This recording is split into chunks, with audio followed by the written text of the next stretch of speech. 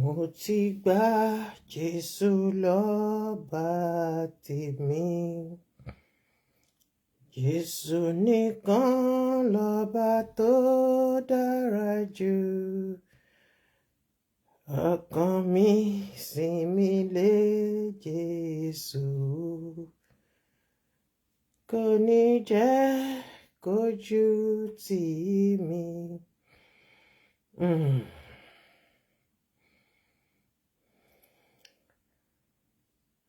Ó ga jù.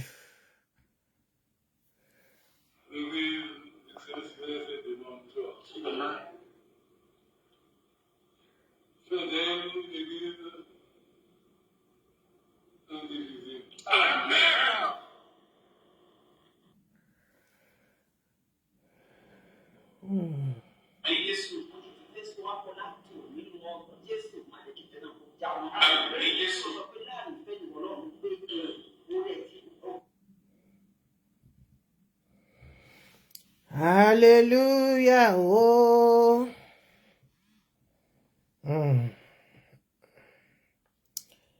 Ẹ̀kálẹ̀. Welcome. Àdúpẹ́.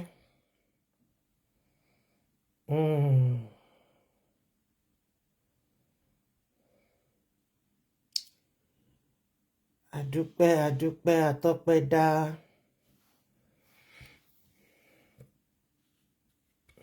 Hallelujah. Mo ti gba Jésù lọ́ba tèmi. Jésù nìkan lọ́ba tó dára jù. Ọkàn mi sinmi lé Jésù. Kò ní jẹ́ kọ́tá yọ̀ mí. Hallelujah. Ẹ̀kálẹ̀ o. Good evening. Ṣáwa on life, Abasi on life o. Ẹ̀kálẹ̀ o. Mo kí gbogbo wa o. Ẹ̀kálẹ̀ o. Good evening. God bless you as you join me. We give glory to Jehovah Almighty for a wonderful day.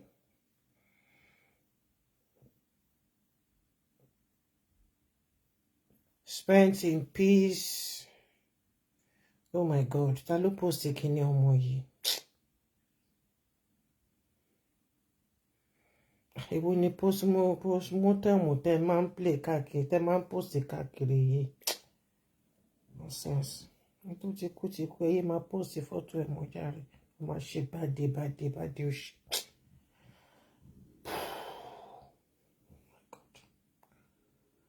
Kò ní jẹ́ kọ́tá yọ̀ mí. Hallelujah. Good evening, everyone. You are welcome. I welcome us all. Ẹ káàbọ̀ sórí ètò gbogbo ẹ̀yin àgbà Celestial. Wọ́n ti lò yín mọ́gbà, wọ́n ti lò yín ní bàgẹ́ lórí. Ọmọ ṣetán, ọmọ ń lọlé tọ́. Ọlọ́run ló pe tiyín bẹ́ẹ̀. Ẹ bá mi ṣí akíní yìí o. Ẹ bá ń ṣí ààrẹ. Ẹ bá ń pèrò sọ́kọ̀, ẹ bá ń pọkọ̀ sérò, kọ́kọ́ máa wà lófìfo. Torí pé ọ̀rọ̀ wà tájọ bára wa sọ́fà. Ọ̀rọ̀ wà tá bára wa sọ́fà. Ṣé rí fọ́tò tí mo gbé sísàlẹ̀ yìí? Ṣé ráwọn èèyàn tó wà ńbẹ̀? Ṣé ráwọn èèyàn tó wà ńbẹ̀, àwọn tẹnu wọn tọrọ, tẹnu wọn káàdì ilé wọn? Ṣé rí? Tọ́, àdúpẹ́.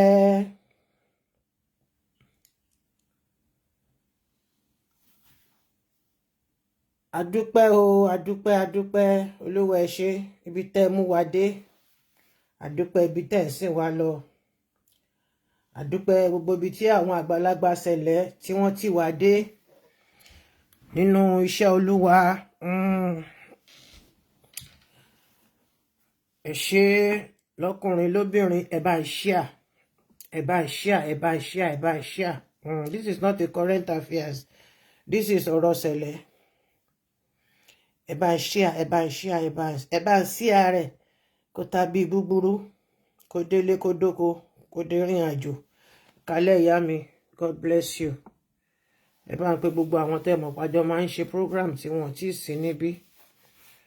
Ẹ bá ń pe wọn wọlé kán máa bọ̀.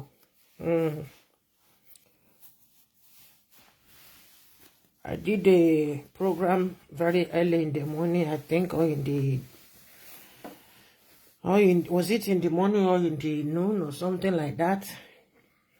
Hallelujah jàre ìyá mi, ẹni ọlá, ẹni yẹ, ẹni ẹ̀yẹ, òní tẹ, òní tí lórúkọ Jésù Kristi. Bàbá ń pẹ́ tẹ òní rówó rà. Agbára Ọlọ́run.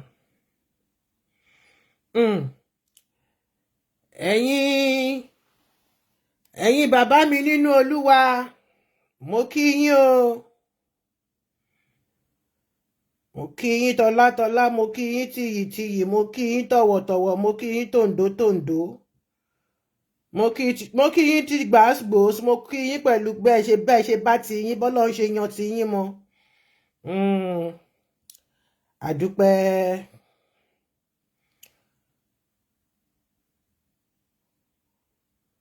Ṣé rí nílé ayé yìí?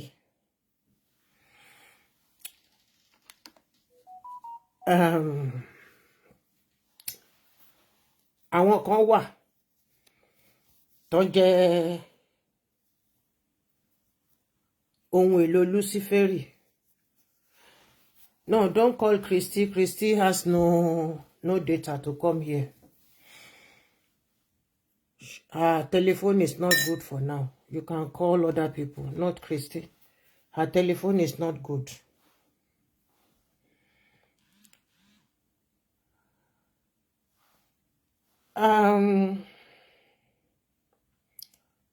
Meeting tí ẹ jẹ́ ká gbàdúrà. Jehovah Jésù Kristi, ẹ máa ṣe wá lọ. Àmín.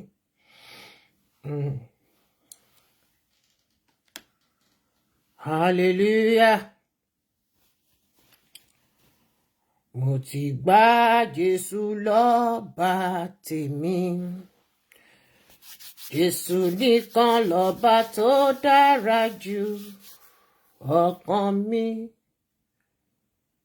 sinmi lé bàbá mi o. Kò ní jẹ́ kọ́tá yọ̀ mí. Ṣé rí nǹkan kan wà tó tini lójú jolè lọ́wà. Nígbà tí àwọn bàbá wa nínú pẹpẹ tí mo fi tọ̀wọ̀tọ̀wọ̀ tòǹdó tìjẹ̀ṣà tìjẹ̀bú tàwórì tí mo fi kí wọn. Àwọn bàbá wa nínú pẹpẹ. Àkíyín, mo kí yín tọ̀wọ̀tọ̀wọ̀ tòǹdó tìjẹ̀bú tàwórì ti Faransé ni mo fi kí yín, mo ní hallelujah.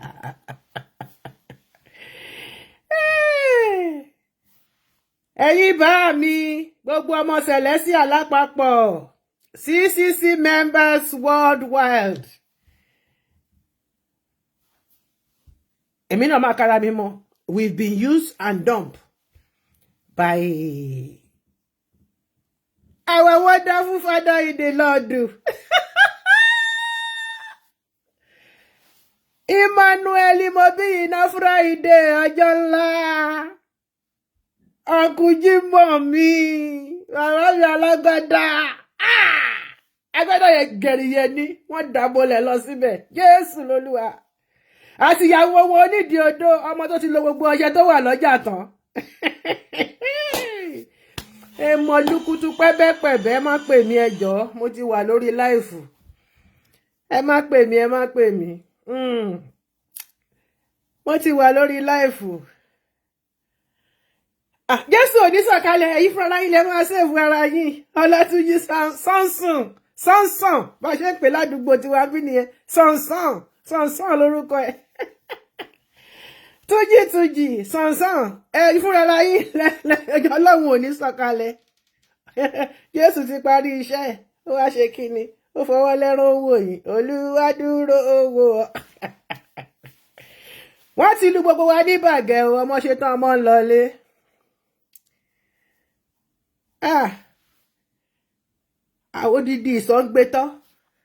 odidi ìsọ̀ǹgbẹ́tọ́ lọ́hùn ti wá lu ọmọ Yorùbá ọmọ Nàìjíríà ní bàgẹ́ àwọn ẹlẹ́wọ̀n àgànyìn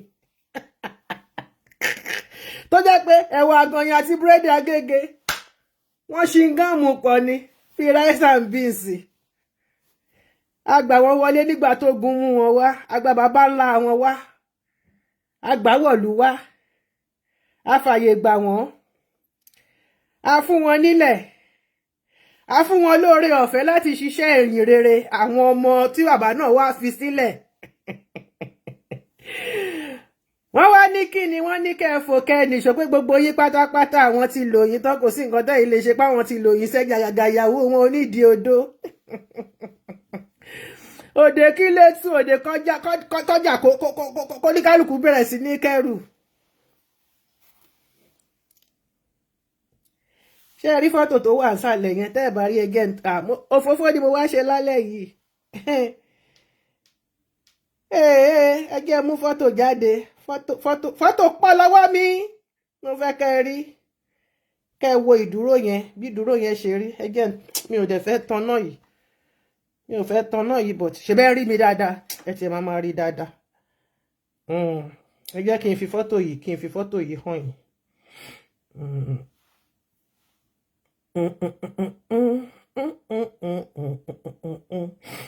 Ẹ jẹ́ kí n lọ mú fọ́tò yìí níbi tó ti dá níbi ìbẹ̀rẹ̀ pẹ́pẹ́pẹ́pẹ́pẹ́pẹ́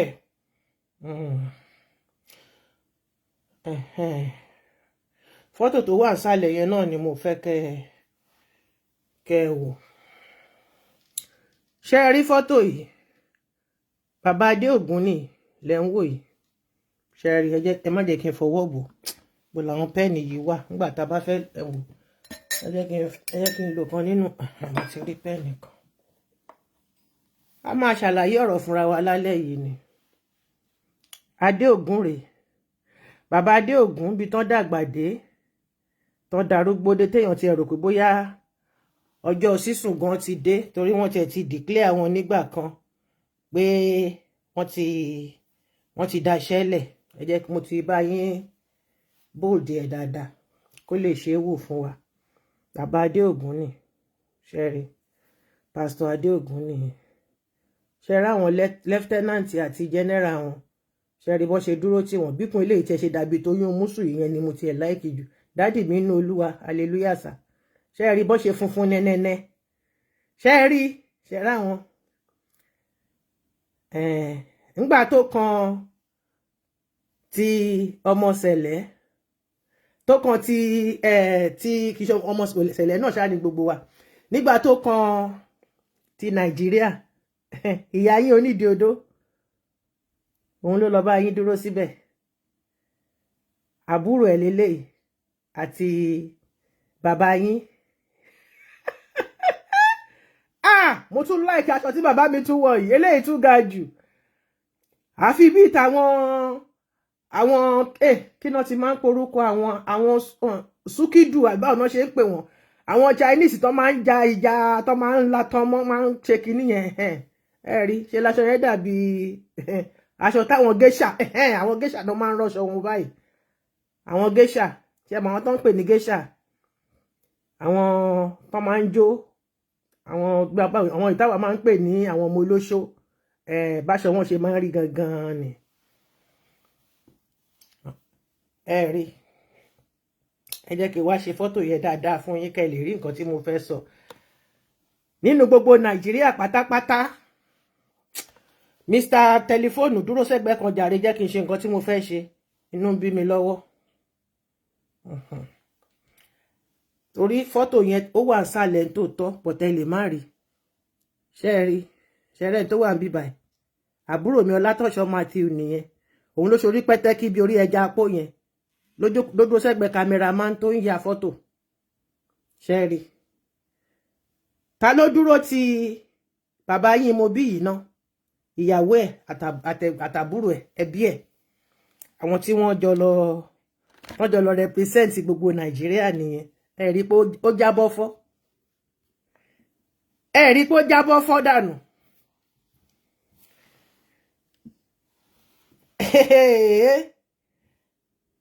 ẹjọ́ torí Ọlọ́run mo fẹ́ pé béèrè ni ò ṣe béèrè ò fàjà good evening o good evening ẹ káàbọ̀ ẹ bá mi share kíní yìí dànù sáwọn ọ̀rẹ́ yín àtàwọn ọ̀tá yín àtàwọn girlfriend àtàwọn sisters àtàwọn bros ẹjọ́ nígbà tí wọ́n ń lọ fún reconciliation yìí àbọ̀ whatever tí wọ́n ń lọ ṣe gbogbo àwọn illegal BOT tí bọ̀dà Friday tí wọ́n fọ́ọ̀mù àwọn illegal BOT níbo ni wọ́n wà wọn ò mọ̀ pé wọ́n ń lọ ṣerú nǹkan báyìí o àwọn illegal MPIC ẹ jẹ́ ká pè sí méjì MPIC yẹn oríṣi méjì ni PIC wà pastor in council tó yẹ pé Celine ló ṣàwọn àwọn yẹn wà ṣe rí àwọn oní ẹmú àwọn tó ní ẹmú nínú yẹn àwọn yẹn ni come and take kówó wá come and take title àwọn yẹn ni fowó jóná àwọn yẹn là ń pè ní MPIC it's normally PIC pastor in council àwọn tó dẹ̀ jẹ́ pastor in councils all shepherds worldwide tó bá ti dá ní parish tiẹ̀ you are entitled it's your rights by the constitution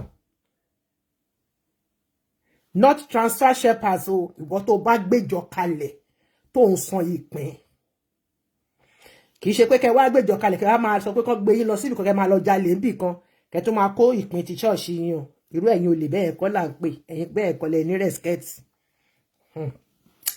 gbogbo ẹ̀yin illegal BOT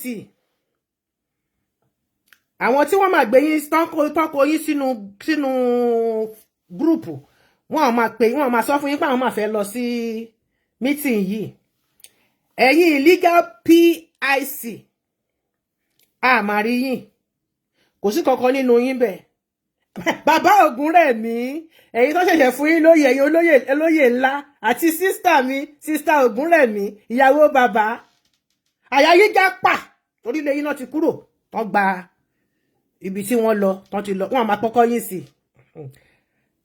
bàbá kí lórúkọ wọn ti gbogbo ẹ̀yin bàbá yẹn ṣá wà ní tẹ̀gẹ́ member of MPIC you are all illegal MPIC kò mà sí kankan nínú yín bẹ́ẹ̀.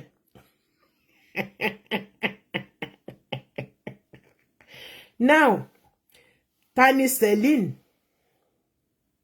ta ló represent what right has she to be there ẹ máa bèrè lọ́wọ́ ara yín o what right has she to be there torí àti sọ kínní yìí fún yín tipẹ́tipẹ́ ṣe àkótẹ́ tẹ́lẹ̀ òun ló máa ń bu pastor so ló máa ní òpònú sọ̀wénú brọ́dà mi àjàlájà lingo tóhun tó fún ní tájì tó níyàwó tó mọṣẹ́ tó ń tọ́jú ọkọ lásìkò èmi nìbá máa bá ẹ tọ́jú ẹ̀ tó dá ń wíru was she supposed to be there? Ṣé tí Tinubu President Tinubu for example now sorry sir for calling you orúkọ rọpò balade gbogbo èèyàn ló pè ní Tinubu ó dẹ̀ ti mọ́ lára tó bá jókòó pẹ̀lú àwọn cabinet ẹ̀ ṣé sísí mi rẹ̀ mi ṣá máa ń jókòó tí wọ́n ń bẹ̀ wọ́n gbọ́dọ̀ gbọ́ nǹkan tí wọ́n ń sọ ń bẹ̀ ṣé sísí rẹ̀ mi wà ń bẹ̀ láti mọ nǹkan tí wọ́n ń sọ torí gbogbo ibi tí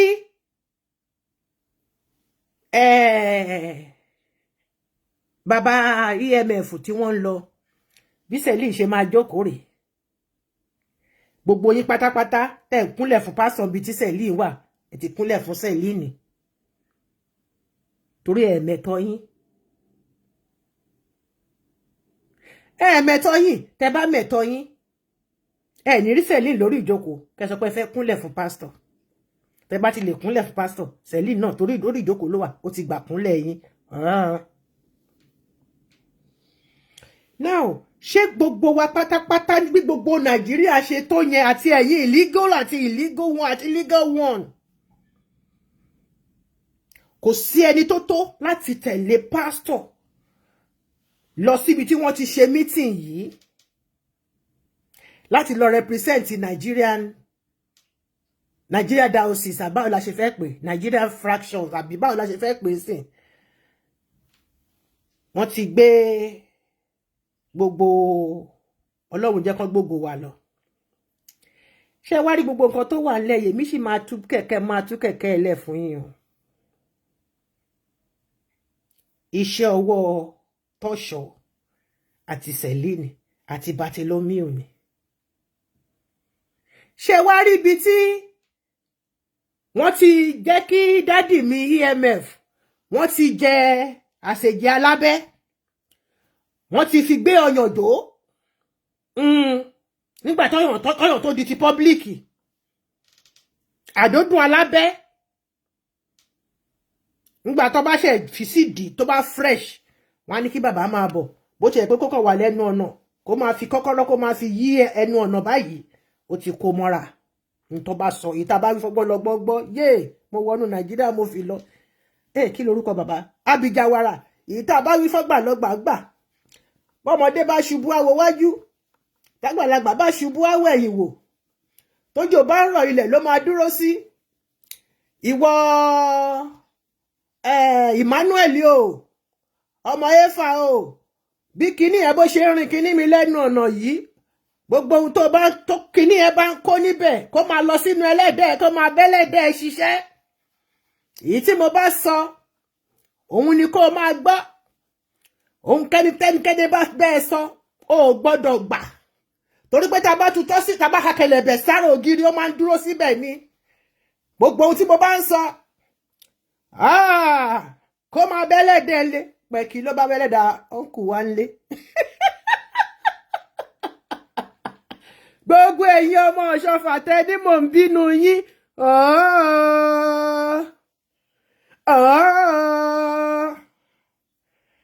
Celine ti kó yín mọ́ra ó lé gbogbo wọn pátápátá ẹsẹ̀ wọn ò balẹ̀ òun nìkan ló kù àtàwọn ẹbí ẹ̀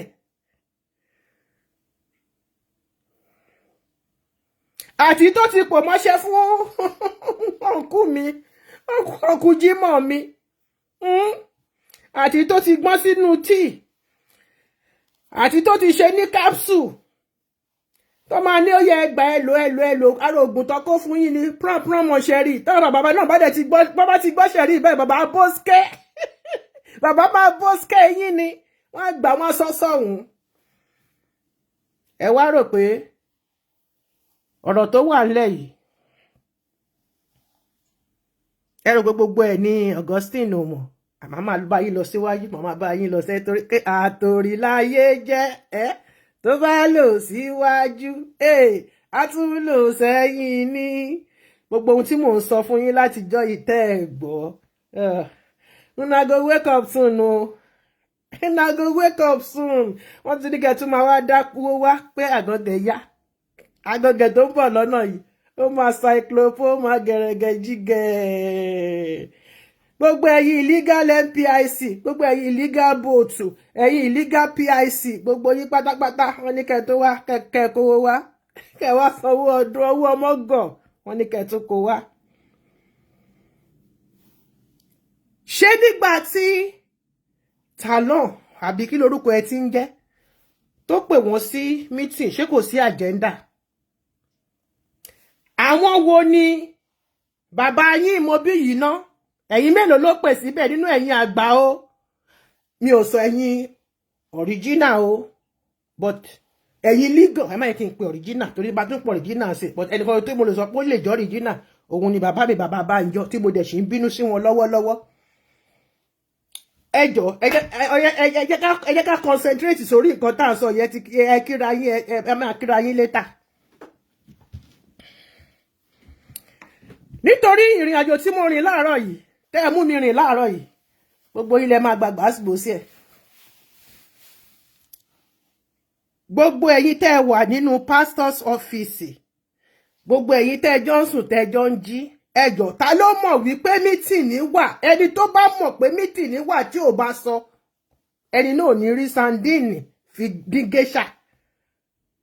Ṣé pé sandini wà ọ̀tọ̀, géṣà wà ọ̀tọ̀, géṣà onítòmátì ni, sandini olóróró ni. Ẹ ní rí méjèèjì lẹ̀pọ̀ débi tẹ́ máa fi dẹ́yìn. Ẹyin yìí ò ní lálùbọ́sà nínú. Tí wọ́n bá pèèyàn pé meeting wà níbì kan, an important meeting, torí ẹ sọ pé ẹni yìí òun ló máa ṣe kíni, ló fẹ́ reconcile. Ẹ jẹ́ kí n bá yín gbé nǹkan tí Àjàlá gbé jáde. Ẹ jẹ́ kí n kà fún wa.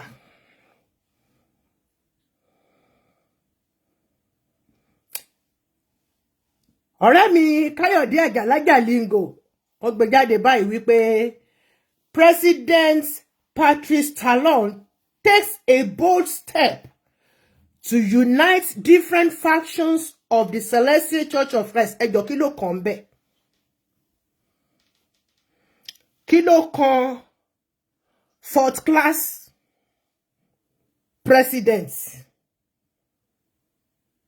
Ọmọ ègùn nínú ọ̀rọ̀ ṣẹlẹ̀ tó jẹ́ pé ti international, tó jẹ́ pé òun ló máa take a bold step láti reunite ohun tí gbogbo yín tẹ́lẹ̀ reunite fourth class president. Torí ìrísí nìsọ ni lọ́jọ́ kíní ọ̀hún dàbí ọparun. Ìtàn ẹ̀ kò jù báyìí lọ, bí pínkì mi báyìí ní nínú ṣòkòtò. Tẹ́ bá rí ibi tí tọ́ṣọ̀ ti ń wọ. Tẹ́ bá rí níbi tí tọ́ṣọ̀ ti ń wọ. Tọ́ṣọ̀ ó àti dàgbà ẹ́ ó dọwọ́ Ọlọ́run. Kọ́ bá lè sọ pé ìwọ náà mọ̀yàn. Ẹ jẹ́ kí n máa kàrọ̀. Mi ò gbàgbé nǹkan tí mò ń sọ o. Mi ò ya bàrà o. Orí ilé ni mo ti wà. Èní ni Àjàlá Jalingo ló gbélé ìjáde. Updated on February 2025 by Káyọ̀dé Àjàlá. He sent it to me, copied me himself. Me originally be kankan. He copied me himself. I read thus. President Patrice Talon of the Republic of Benin. Benin tá tó yẹ pa wà la ya wọn ní ló jẹ́ pé lórí búkú làwọn tó kúkú wà Nàìjíríà. À ń fún wọn ní náà lólu òdìkejì wọn jẹ́ ká wà náà rí lọ́lẹ̀. Jésù àṣedájọ́. In what is considered a bold move. Gbogbo move tẹ́yìn bàbá. Tẹ́ẹ̀rí take Nàìjíríà. Bold step tí bàbá Ọbásanjọ́. Ẹ mọ̀ pé ẹ bú bàbá Ọbásanjọ́ nínú nǹkan tó kọ Ìyá Àjàlá. Mo bí yìí ná. Bàbá Emmanuel, Uncle mi Friday, Ọlátọ́ṣọ́ Matthew, Rosemary, àti gbogbo yín dẹ̀mdẹ̀m, àtolóògbé. Kí ni President, ex-president, an international reckoning man, 2 times president in civilian and in cannot think be military presidents, your so-called uncle. He invited all of you and said that you should go and make peace with what your father laid down as foundation in Celestial Church of Christ and have peace with Baba Banjo. Ṣùgbọ́n gbogbo yín pátápátá ẹ dá ọ̀rọ̀ bàbá yẹn ló dẹ̀ tẹ́ ẹ bá ti ṣe nǹkan tó ń sọ pé kẹ́ ṣe kẹ́ má délé òun mọ́. You look down on that. Hey, I know what I'm talking about. Meeting yẹn ó le koko bí ojú ẹja. Débi wípé bàbá yẹn fi ọ̀rọ̀ gbá gbogbo yín ní orí, ó sọ ọ̀rọ̀ tí ikún gbọ́ ní ọjọ́ kìíní tí ẹ di, ó sọ fún gbogbo yín. Ẹni báwo ni mo ṣe mọ̀ nǹkan tó sọ, ẹ̀yin ẹ fi bẹ̀ yẹn lẹ̀. Èèyàn ló kú, ṣùgbọ́n ohun tó kọ sílẹ̀ kò kú.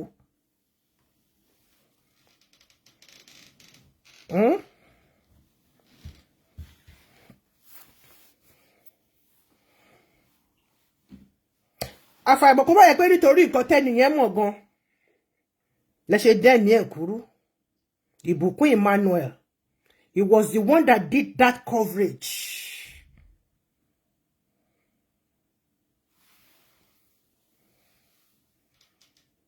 Bàbá Ọbásanjọ́ ní tí ẹ bá ti ṣe nǹkan tí òun sọ pé kẹ́ lọ ṣe yìí láyé àti láéláyé yín òun kọ̀ yín lẹ́bi. Ṣérọ́ ni mo pa. Kẹ́ má wá sílé òun. Kẹ́ má pàdé mọ́ títì. Ew.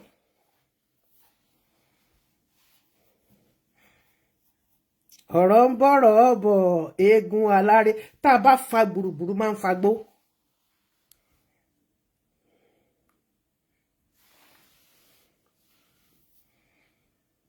Nǹkan tí ẹni tẹ́ ẹ pè ní olórí ẹbí yín nídìílé ìyá yín àti bàbá yín tẹ́ ẹ gbà bẹ́ẹ̀.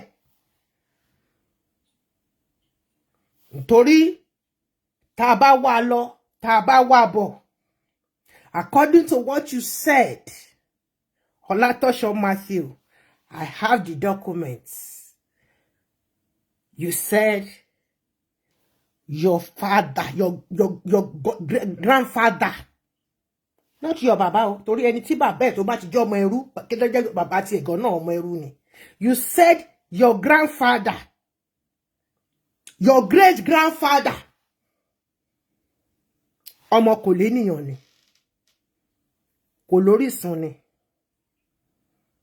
The document is still there. And I have it. Bí bàbá yìí ti embrace yín nítorí pé kíni nítorí ìyá yín. Ọmọ Àlàkẹ́ Ìmẹ̀kọ. Tó embrace yín gẹ́gẹ́ bí ẹbí. Ẹ fi bí kankan bá òwú tán. Bàbá ńlá bàbá yín kò fi kankan bá òwú tán. You said it yourself, Olatosho Matthew. And I have a copy.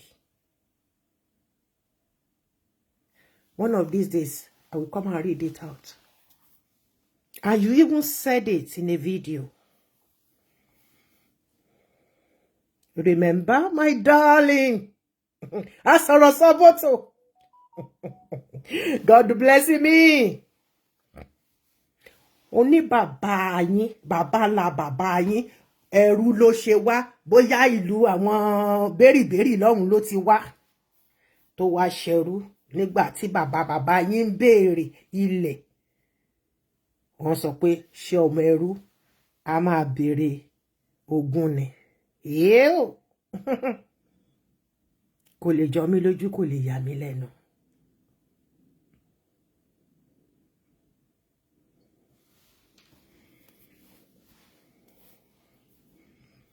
Ẹ jẹ́ ká fi bẹ̀yẹn lẹ̀. Olatosho Matthew, àbúrò mi ọ̀sọ̀rọ̀ Soboto, gbogbo ẹ̀ ló ti tú síta. Àti mọ̀pọ̀ ọmọ ẹrú ni yín nídìílé bàbá. You are a non-entity.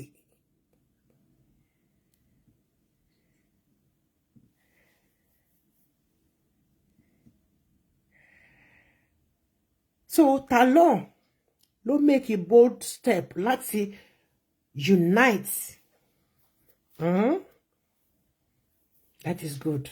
The crisis between the Celestia in Nigeria and the Republic of Benin and Côte d'Ivoire. The differences between the different factions within the fold under one umbrella. Shame on all of you. From what Ajalaja Lingo wrote, the meeting, which was at the instance of the president of the Republic of Benin, President Patrice Talon, took place in Benin Republic and was attended by His Eminence, my uncle Jimo Alagbada Ọ̀rọ̀, Reverend Pastor Emmanuel Mobiyina Olórúkọ Òkú Oschoffa, Reverend Pastor Bennett Akande Adeogun, and CCC leaders from wọ́n tún gbé àwọn tí Côte d'Ivoire wá. ṣùgbọ́n ẹ̀yin ti Nàìjíríà ta ló represent yín? Ta ni ìyàwó ọ̀gá yín mú dání? Ó ju párí fún gbogbo yín ni. Elbow báyìí ló fi ṣọ́ọ̀kì yín dànù. Ó ṣọ́ọ̀kì yín dànù. Ó ṣe báyìí fún yín. Ó lè fọ́.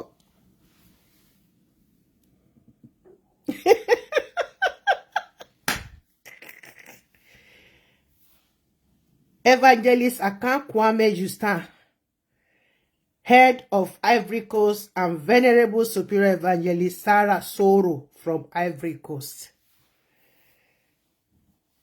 Gbogbo wọn náà wà ńbẹ̀. Níbo lẹ̀yin wà? Nígbà tẹ́ rí fídíò tó ń fò jáde bá ẹlòmíì ló bẹ̀rẹ̀ sí ní lọ yàgbẹ́ ni. Ẹni tí gbẹ́ ẹ̀ pọ̀ jù, òun ni bàbá Ògúnrẹ̀mí. Torí wọ́n jọ wà ní ìbára ni. Ayé mà lé o. Speaking at the meeting, Àjàlá kọ́ bí ẹni pé òun ló wà ńbẹ̀ bí ẹni pé ó wà ńbẹ̀ nígbà tí gbogbo kìíní ìṣẹ̀lẹ̀. Ìhun tí Tọ́ṣọ̀ sọ pé kó kọ ló kọ yìí o.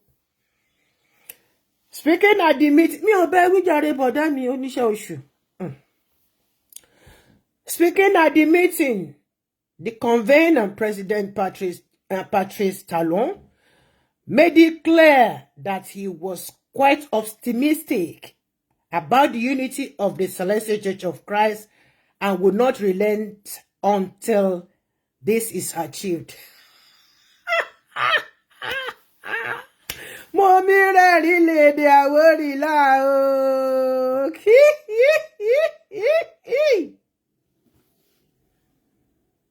Fourth class president tó wọ trọ́sà dúdú tó gbé blazer dúdú sí òun ló ń bá yín sọ pé òun fẹ́ bá yín tó ṣẹlẹ̀ nígbà tẹ́ gbé lọ sọ́dọ̀ lọ́ọ̀yà Nàìjíríà tẹ́ rí tó tẹ́ gbé lọ sí kóòtù lójoojúmọ́ tẹ́ rí tó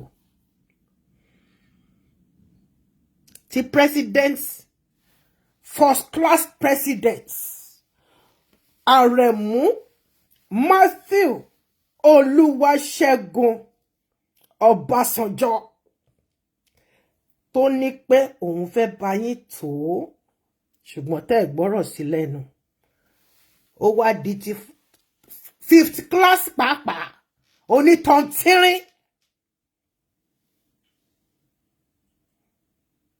Shame on all of you, my darlings.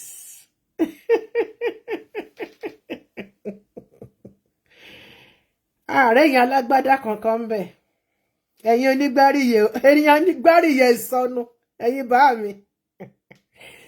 CCC leaders present at the meeting were also in agreement. Ṣé ń gbọ́rọ̀ burúkú lẹ́nu ẹyẹ?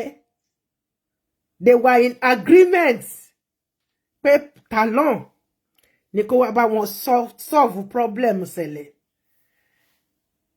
Mr. Mobi yìí ná Emmanuel Friday ó ti ṣí sà. Uncle mi ẹ ti sọnù tipẹ́. Ọyàn tán fún yín mú kó tó di pé jáde ilé ó dàbẹ̀ ní porọ́ sí yín ní mú kó wá gba etí jáde sà. With due respect sà. Wọ́n ní kẹ́ mú kinní yẹn kẹ́ fi rin ẹnu ọ̀nà. Ẹ fi rin ẹnu ọ̀nà dáadáa nígbà tó ti gbé àṣejẹ onídìí tán ti gbé sábẹ́ fún yín wọ́n wá mú kinní yín wọ́n fi rìn wọ́n á bẹ̀rẹ̀ sí ní miṣẹ́rẹ́ gbogbo ohun tó bá débẹ̀ yẹ léni gbogbo ohun tó bá ti ń sọ ṣá máa sọ pé bẹ́ẹ̀ ni bẹ́ẹ̀ ni ewúrẹ́ ké máa sọ pé bẹ́ẹ̀ òun náà dẹ̀ sí níbẹ̀ ó sọ pé wí bẹ́ẹ̀ ni. Ẹ̀yin bàbá alágbádá inú ọ̀tà àtẹ̀yìn ọ̀tà èwo lẹ rí sọ sọ̀rọ̀ yìí o torí gbogbo yín sìn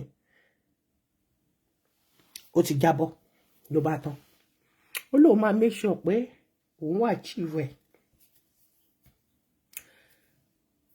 Ẹ̀yin tẹ́ẹ̀dẹ̀ wà ń bẹ̀ wọ́n lẹ́yìn náà agree sí gbogbo ilẹ̀ agree sí before the meeting ended. Machinery was set in motion towards achieving this and an agreement reached for similar meetings to be held regularly at dates to be picked and announced later. Ora kọ́ ní ṣókí lọ bí oge torí kò tiẹ̀ mọ̀ tó nǹkan gbogbo ètò kan tó kọ yẹn. Gbogbo nǹkan tí Tọ́ṣọ̀ sọ lórí fóònù fún ló kọ sílẹ̀ yẹn. Mi bẹ̀ wí jàre èèyàn mi pàtàkì lọ́wọ́ pẹ́ẹ́nì. Ẹ̀yin àgbàsẹ̀lẹ̀. Wọ́n fi yín sílẹ̀ ní Nàìjíríà, wọ́n lọ decide the fate yín níbẹ̀ ni. Wọ́n wá máa gbébọ̀ wá. Wọ́n wá fi gàba lé yín lórí. Nígbà tó yẹ kẹ́ ẹ ti bọ́ṣọ kúrò nídìí bàbá yìí. Tẹ́ ẹ ti lọ sí kóòtù lẹ́ẹ̀kínní, lẹ́ẹ̀kejì, lẹ́ẹ̀kẹta, ọdún mẹ́ta, ọdún mẹ́rin, ọdún márùn-ún.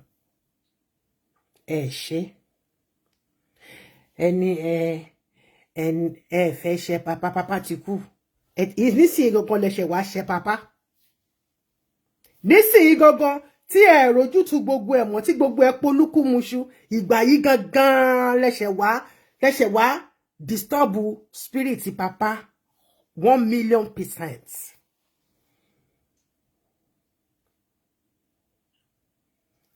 A lè sọ pé torí pé ọmọ má kú ká ní kó mú worowóró bàbá ẹ̀ kó máa fi run eyín kó sọ di pákó kó wá mú ajọ́ngọ́lọ̀ ọkùnrin Mr. Tọrọ kó máa fi ro etí ihun tẹ́ ẹ ṣe nìyẹn. Loyalty kan náà ń pè yẹn SARS. I call it foolishness, selfishness and low self-esteem.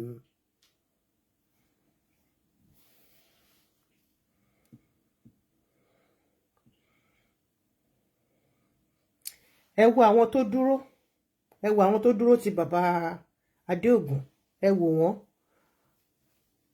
Àwọn atófiṣẹ́ ogun rán, wọ́n dúró ti ọ̀gá wọn lẹ́yìn pọ́nbé. Ìyá yín ló lọ represent yín. Ìyàwó bàbá yín àbí tí tálẹ̀ bàbá ẹni tó bá ṣá ti ju ìyá ẹni lọ, ìyá náà la ṣá máa pè. Sẹ́lì ló lọ represent yín. Tọ́ṣọ̀ wá ta kété pẹ̀lú orí ẹ̀bí ẹja apó. Ó wá ta kété sẹ́yìn. Ẹ tẹ̀ wá mọ nǹkan tó wá pa mí lẹ́rìn jù. Òun ni nǹkan tó lọ gbé sórí wọ́ọ̀lù ẹ̀ ẹgẹ́ ẹ̀ka fún yín. Ẹlòmíì wà kò ní tí. Mo ṣe wá rí pé complex ń da Tọ́ṣọ̀ láàmú. Complex ń da láàmú. Ẹ máa gbọ́ o. Ó ní Grace speaks. Ó fi ṣe prayer point fún yín. Ẹ̀yin náà tún bẹ̀rẹ̀ sí ní kọ amen. Ẹ ṣí àìkiri ibi tẹ́ ponú dé. Tó bá ń wá òpònú, ẹ̀yin ọmọ Nàìjíríà lẹ jẹ́ bẹ́ẹ̀. Ẹ lè rí ọmọ Benin kankan tó máa ṣí àkíní. Ẹ̀yin die hard Tọ́ṣọ̀. Tọ́ṣọ̀ is trying all his possible best to raise standard that is going to be the next pastor in Celestia, and it will not be so. As Jehovah Almighty liveth, in Jesus Christ I pray, I pronounce and I declared that seat is not yours, and it will never be for any Oschoffa's children. Never again.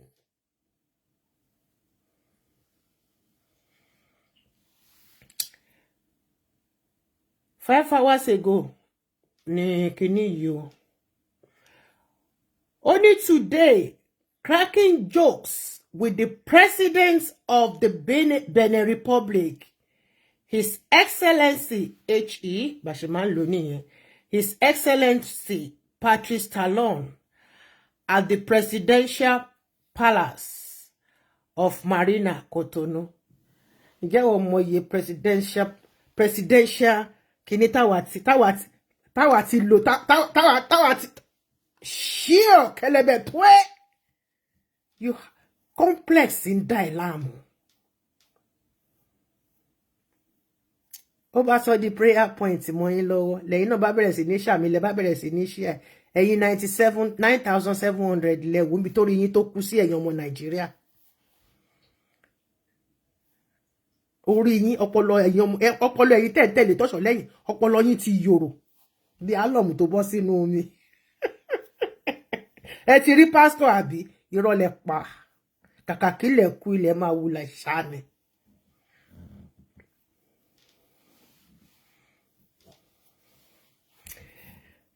ló bá lóun pray fún yín o. Only I pray for someone here. Despite your enemies' attacks, you will wine and dine with presidents, governors, ministers, and people that matters in this world in the name of Jesus Christ. Amen. Thank you, Mr. President, for all, sir, for all words. What did he do? You trade your dignity. Jesus, I'm trading my sorrows. I'm trading my pain.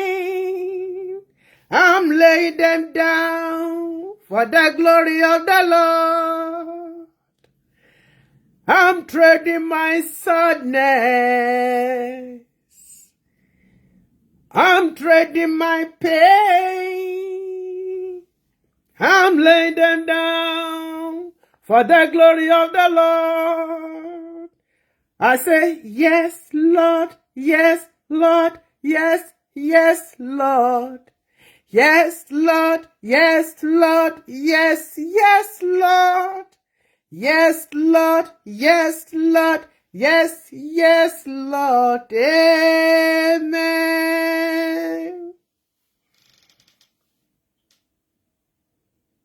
You have no dignity. You don't know what it is called. Your low self-esteem is killing you. Ẹ jẹ́ kí n fi fídíò ibi tó ti lọ ń wọ́ máa yẹn ń bá bàbá Adéògùn sọ̀rọ̀ tọ́ṣọ̀ dẹ̀ lọ wọ́ máa yẹn. Ìyẹn wá ní ó yá, ìyẹn wá nawọ́ síwájú. Bó ṣe ṣe nìyẹn, àwa mọ gbogbo slang yẹn. Ìyẹn má wulẹ̀ wọ́ mi nìṣó níwájú. Nìṣó mú mi lọ síbi tó fẹ́ mú mi lọ yẹn. Ó wá ní kó wá súré cover òun. Gbogbo coverage tán fún náà kò wọ 1 minute. Ìyẹn ló gbé síta tí gbogbo ẹ̀yin òpònú sọ̀wénù. Tó fi ṣe prayer point fún yín. Who is Talon? Who is Patrice?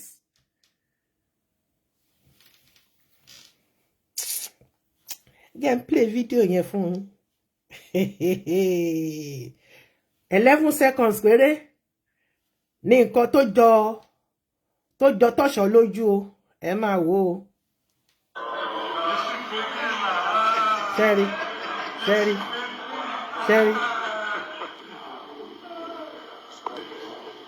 Ó tán. Ibi tó tán sí nìyẹn. Bóyá ẹ jẹ́ kí n tún play ẹ̀ fún yín lẹ́ẹ̀kan sí kẹ́rì.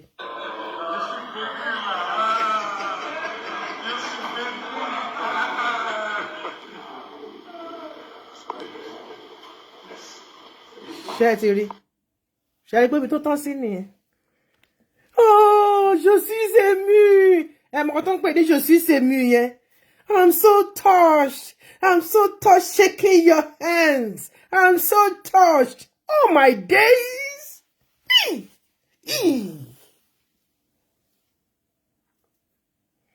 Èmi tí mo jókòó sí bí báyìí. Ìwọ mọye ministers, ó mọye ambassadors, ó mọye president Ọbásanjọ́. Nígbà tó máa wá bẹ̀rẹ̀ kíní ṣe tẹlifóònù mú pẹ̀lú ara wọn tó ta bleed báyìí tó wà níwájú wa báyìí tá sọ pé bàbá ẹjọ́ torí Ọlọ́run a fẹ́ máa bá wọn tó wà nílé sọ̀rọ̀ bàbá dẹ̀ sọ pé ó ti di ṣíṣe. Ẹ máa bá àwọn èèyàn yín sọ̀rọ̀ directly ẹ fẹ́ máa lọ wọ́n máa lọ pàdé yín ní night time máa sọ pé bá ṣe fẹ́ nìyẹn. I'm not a small person. Mo lè má jọ yín lójú nítorí pé mo ń wá sórí network. I'm not a small person.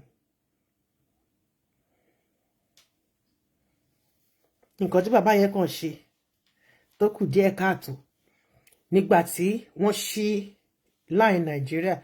The very first line tí wọ́n kọ́ ṣí Nigeria, èmi Ọmọ́tádé ṣe ni mo kọ́kọ́ rà. SIM card àkọ́kọ́ tí mo rà 37,000 naira ni mo rà. SIM card tó kọ́kọ́ jáde gbàrà báyìí 37,000 naira ni mo rà.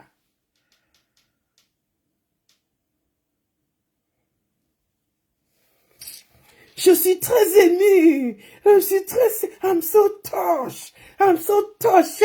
Shaking president's hand. My world. Ṣé rí pé complex nìyẹn. Ìyẹn ni máa wọ mi, ó yá nìṣó níwájú. Nìṣó níbi tó fẹ́ lọ.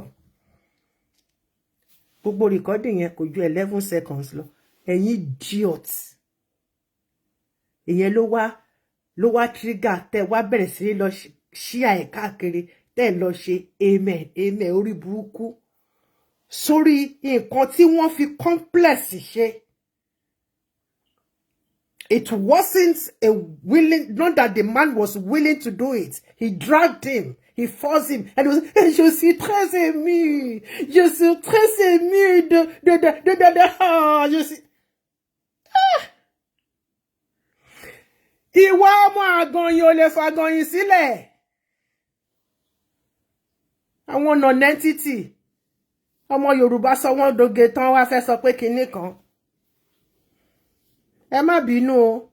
Torí ẹ̀yin ọ̀rẹ́ mi náà wà nínú àgànyìn ẹ̀yin ìsọgbétọ́. Ẹrú kan ló mú ni bú 100 ẹrú. Ẹ pẹ̀lẹ́ ti yín.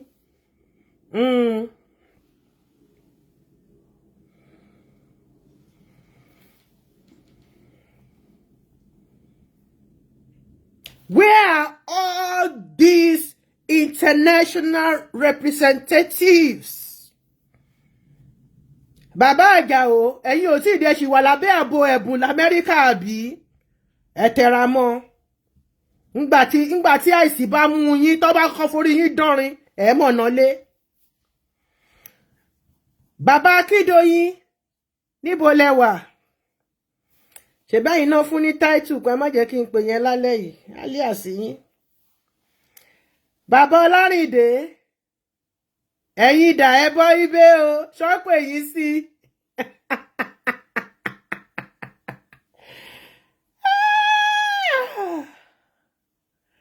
Bá mi bàbá Fátúsì,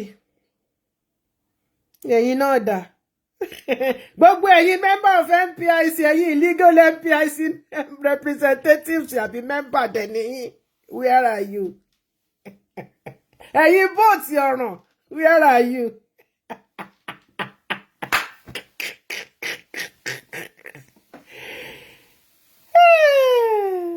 Gbogbo ẹ̀yin mo superior evangelist at assistant àti gbogbo nǹkan tó gbogbo yẹ pátápátá tó wà nínú pẹpẹ àtẹ̀yin oní blue àtẹ̀yin oní purple àtẹ̀yin oní bá orange àtẹ̀yin oní bá green àtẹ̀yin náà ní gbogbo ẹ̀ pátápátá.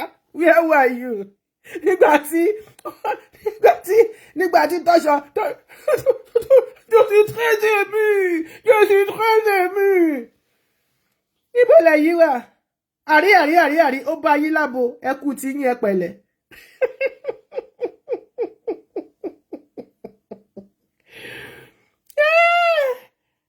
Ẹ pẹ̀lẹ́ ti yín o.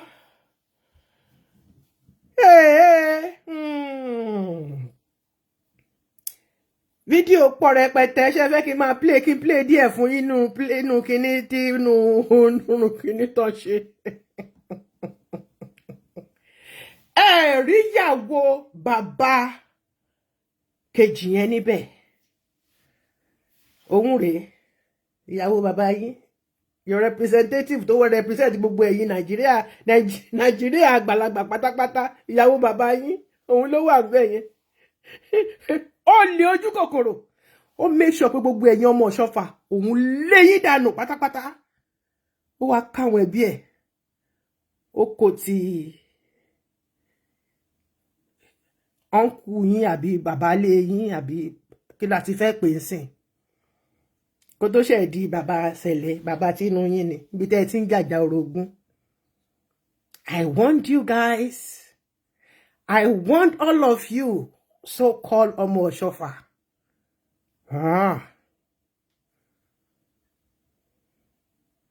Kí lorúkọ ẹ̀ ń jẹ́? Ìkan wà tó tẹ̀lé wọn lọ náà, but ìyẹn ò wọnú ilé.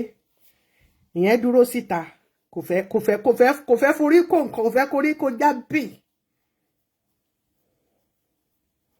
Ẹ̀rọ òun olófòfó. Mo mọ̀ pé ẹ̀yin olófòfó lọ́lọ́run kó tì mí lọ́rùn play video. Ẹ̀yin náà ẹ lọ wá. Non ṣe yama. Non ṣe yama. Mo wo gbogbo àwọn fídíò mo wo látòkè délẹ̀ títí. Ọmọ ẹni ìbájọ́ ni àbáyọ̀.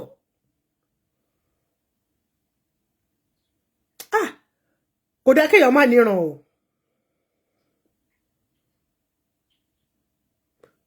Go and ask my mommy, your mother,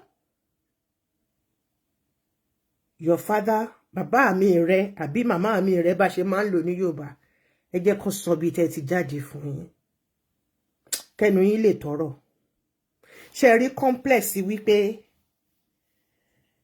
ìdílé Oschoffa this generation wọ́n bára wọn níbi tí wọ́n ti expect. Ó jẹ́ kó máa ṣe wàhù because they know that they are non-entities.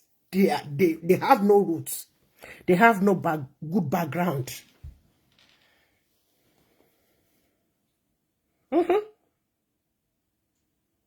Ajá ìgbókeyín ẹ̀yọ́ ó ṣèwọ̀ gbogbo ẹnu ni mo fi sọ. Ọlátọ̀ṣọ́, you confirmed it yourself.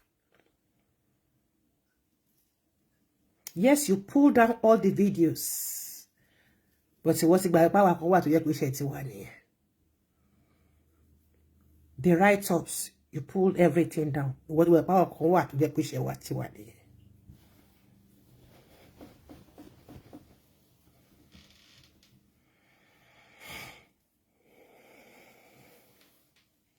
It's a pity. You want to see video? Sorry, àwọn olófòfó, àwọn Elijah Anko, Elijah Sunday. Àwọn náà kọ́kọ́ jẹ́. Ẹ má wulẹ̀ fọwọ́ bojú mu mi gan òṣòwò ẹ̀. Kò sí nǹkan kan tó dùn nínú fídíò ohun tẹ́ fẹ́ wò. Ẹ kàn máa wonder ni pé pẹ̀lú gbogbo wọn ṣe jókòó. Look at this one. Look at this picture for example. Ẹ jẹ́ kí n gbé picture yìí kúrò níbí báyìí. Ẹ jẹ́ kí n gbé síbi tẹ́ ti lè rí dáadáa.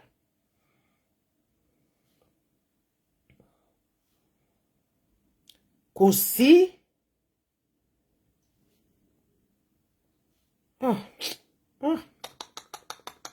ọmọ sí o. Ẹ jẹ́ kí n tún play tọ́ṣọ́ yìí fún yín kẹ́wò.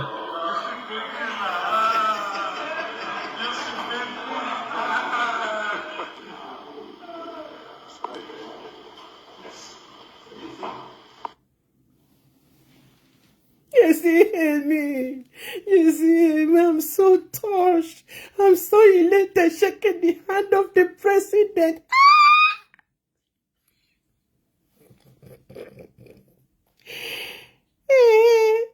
Ẹ jẹ́ kí n ṣàánú ajé díẹ̀ bẹ́ẹ̀ kí n play àwọn fídíò kéékèèké kan fún yín. Let me be a nice girl. Àbí aṣá máa ṣiṣẹ́ olúwa yìí lọ náà ni. Àbí ẹ jẹ́ n kó àwọn fídíò jáde. Ẹ ra àwọn fídíò, àwọn dẹ̀ndẹ̀búlà fídíò tínú wọn tó ń dùn lé lórí.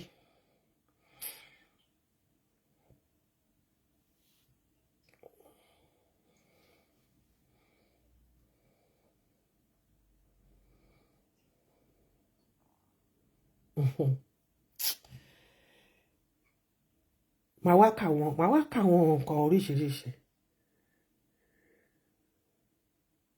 Ìgbà wo ni kò ní fọ́ọ̀lù ẹni ẹlẹ́ni? Òun kọ́ ló tiẹ̀ kúkú mú dání. Wọn ò dẹ̀ tí ní fẹ́ kó fọ́ọ̀lù sí torí gbogbo owó wọn tí transfer ẹ̀ tọ́ dé ọ̀dọ̀ ẹbí kí náà ti ń pè. Wọn tí transfer ẹ̀ dọ́dọ̀ gbogbo owó tó kù. Selino tí gba gbogbo ẹ̀ tán. Ó sì ní àwọn updates tó wà important kan. Ẹni tó ṣe fi jẹ HOD ìyẹn àká yẹn ìyẹn sì ní some millions láti san àti àwọn kan which I will not mention now. Àwọn yẹn sì ní owó kan tí wọ́n promise so tí gbogbo owó yẹn bá ti wà I'm talking of in millions o. Yeah, millions Obembe ko bembe. C'est pitié. Má ṣe o. Mo ń wá àwọn fídíò yẹn ní jàre, mo dẹ̀ ti kó wọn papọ̀ síbì kan bọ̀ tí mi wá tó mọ ibi tí mo oh where are they? Okay, mo ń bọ̀. Mo ti kó wọn sójú kan. Mi fẹ́. Okay, jẹ́ kí n mélé jáde fún yín. Bàbá yín ló ń gbàdúrà yẹn, ẹ tètè ya lọ dé fìlà sórí o, torí àdúrà máa tó ṣẹlẹ̀. Òjò àdúrà máa tó. Òjò àdúrà ń rọ̀ lọ́wọ́lọ́wọ́ o. Ẹ máa gbọ́ gbogbo ẹ̀. Nínú gbogbo àwọn tó lọ, ọmọ Nàìjíríà ló mú láàsì. Ìyá yín káì tẹlifóònù mi ti kún fún kinní. Ok, jẹ́ kí n delete ilé. Ẹ ṣáà ti rí ti tọ́ṣọ̀ tó ń wá recognition tipátipá. Jẹ́ kí n delete yẹn kúrò ńbẹ̀. Ọ̀yá, ẹ jẹ́ kí n fún yín ní fídíò ilé o.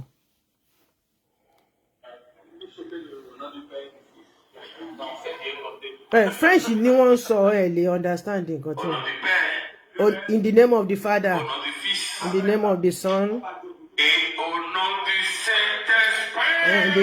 and the Holy Spirit. Amen.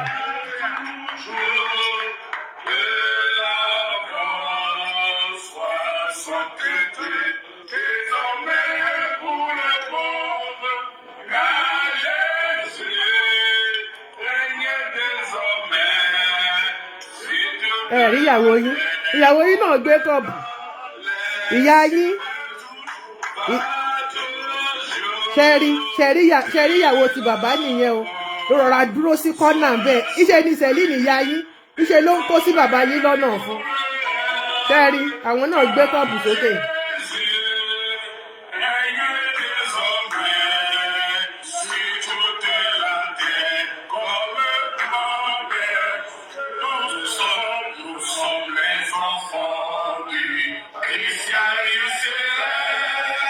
Àwa lọmọ ìjọ mímọ́, ìjọ aláyọ̀,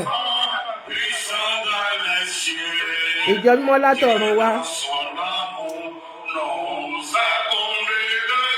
Gbogbo iṣẹ́ àti gbọ̀ngàn tó mo ti kọ̀ bẹ̀rẹ̀ fún yín.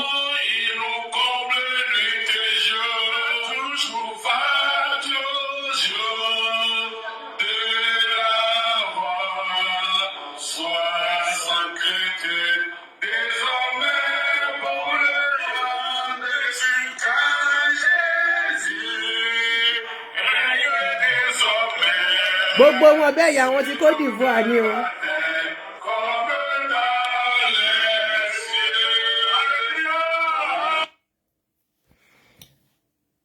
Ayé ẹja ká tó play mi.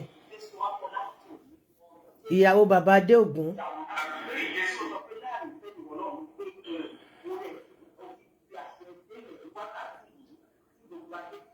Ẹ̀rí bọ̀bọ̀ mi bí bọ̀bọ̀ mi ṣe fine. Wọ́n nù díẹ̀ kúrò ń bẹ̀. Ṣé orí ẹ pé kámẹ́rà máa yẹn tó ra bá wa gbé kúrò ń bẹ̀.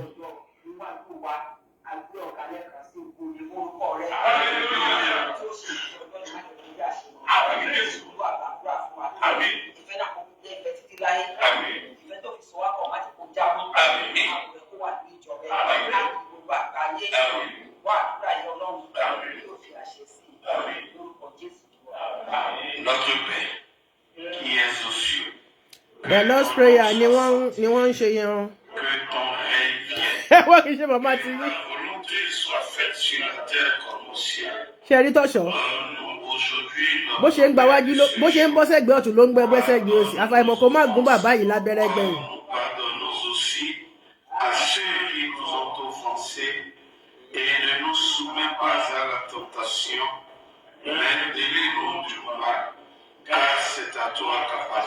The Lord's Prayer ni wọ́n ń kà o. Amen. Pour les siècles et siècles. Amen.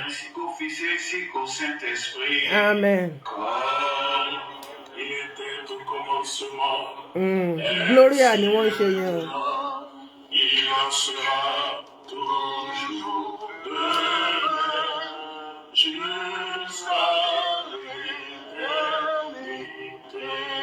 Ẹ rí wọ́n lè sọ pé bàbá wọn náà sọ̀rọ̀.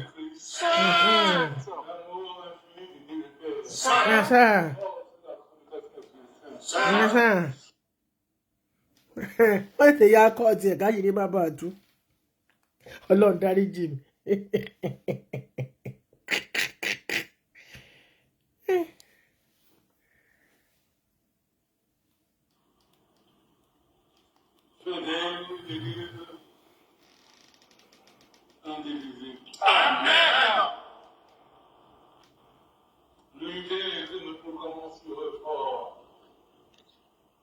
Les embûches sur le chemin.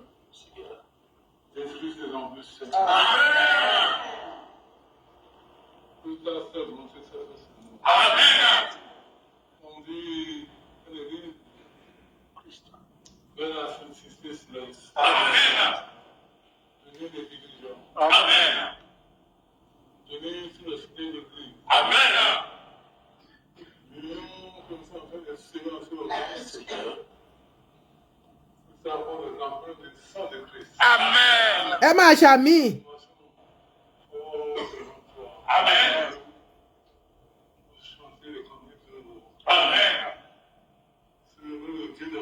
Amen. Nítorí pé wọn gbọ́ French ni wọ́n ṣe lọ, ó mà ṣe láyé wọn o. Amen.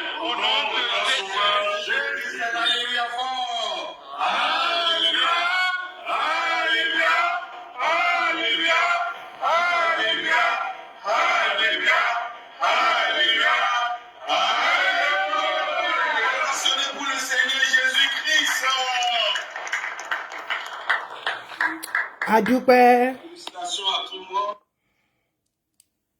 Ta ló share grace? Wọ́n share grace papọ̀ ni now. Were you not hearing? Yeah, mo sọ now. Nígbà tó ń share grace mo sọ mo ní grace ni wọ́n share papọ̀ yẹn. Wọ́n share grace papọ̀ ni. Wọ́n share grace papọ̀ ni.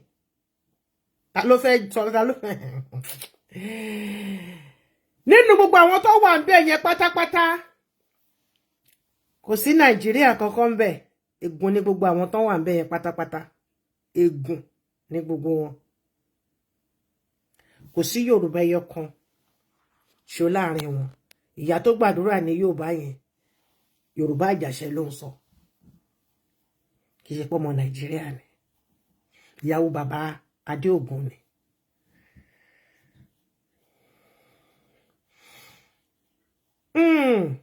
Àwọn tí wọ́n bá wọn sọ ẹ̀rí èmi náà sọ mo ọlọ́kọ̀ ò lè má dọ́kọ ẹ̀ mọ́ wọn lọ́kọ̀ wọn handsome bàbá tí wọ́n ti ṣe panẹ́bítì lẹ́yìn ìgbà tí ìyá mú kinní ẹ̀ tó fi ro kinní ó yá panẹ́bí tó jẹ́ gbogbo ojú ẹ̀ kò ṣáìn ó pancake ojú ẹ̀ dànù ni pé wà ṣáìn débẹ̀ ni wọ́n á rí ẹ báyìí wọ́n á máa rí mìíràn. Ìdí tí bàbá Ọlárìndé bàbá Akíndoyin bàbá Àjàó bàbá Àjàlá bàbá Samson Ọlárìndé tí wọ́n ṣe lọ ni pé wọ́n gbọ́ Faransé abẹ́ ẹ̀rọ lọ́hùn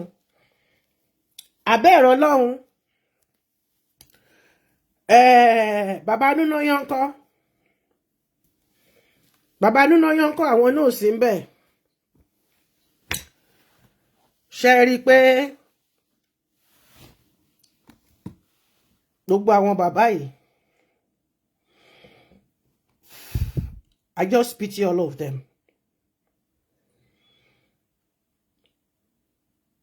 Ẹ jẹ́ kí n fún yín ní fídíò eléyìí ibi tí ìrìn àjò ti bẹ̀rẹ̀ rí ká ẹ lè rí pé mo fún yín ní full report ṣe rí wọn.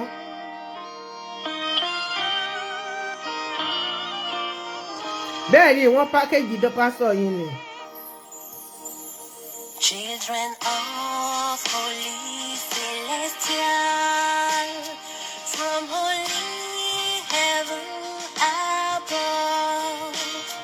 Children of Holy Celestial, from holy. Àwọn tí Ivory Coast gbogbo wọn ni wọ́n dé. We all shout for joy. We ibi tó ti kọ́kọ́ ṣe meeting nínú ilé leléyìí o. Ṣé rí bàbá yín? Ṣé rí bàbá yín? Ó ti rẹ̀ wọ́n ti sùn lọ.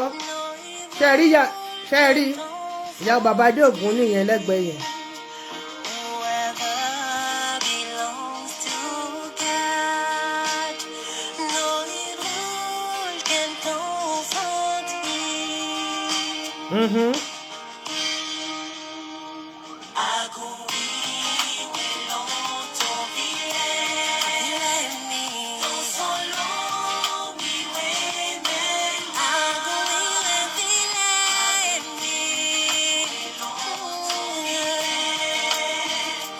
Ṣé ẹ rántí? Ṣé ẹ rí bá lẹ́yìn? Wọ́n ṣe mítì tán wọ́n gbọ́n sójú ni. Wọ́n wá jáde tán wọ́n wá fi fáńtà kúrọ́ fáwọn à ń bí. Gbogbo ìtàn mu nínú ilé wọn jẹ́ kárí o.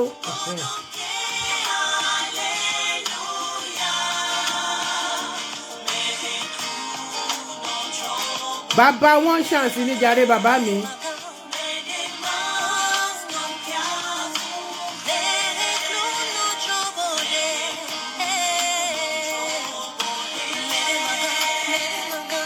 Kò sí Yorùbá kankan, kò sí Nàìjíríà kankan níbẹ̀. Ṣé ẹ rí bá ẹ jẹ́ kí n sún mọ́ yín. Irú ọtí wo lẹ fẹ́? Gbígbọ́n sórí ni. Ṣé ẹ rí pé kíní náà ti lọ ṣe meeting yẹn.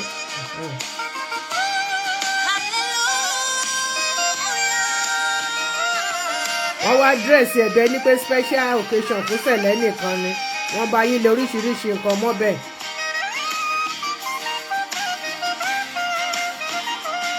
Bẹ́ẹ̀ ni o, àtẹ ọ̀run lánìí ìfìlà yá o. Enfant du christianisme céleste, Sainte Église venue des cieux.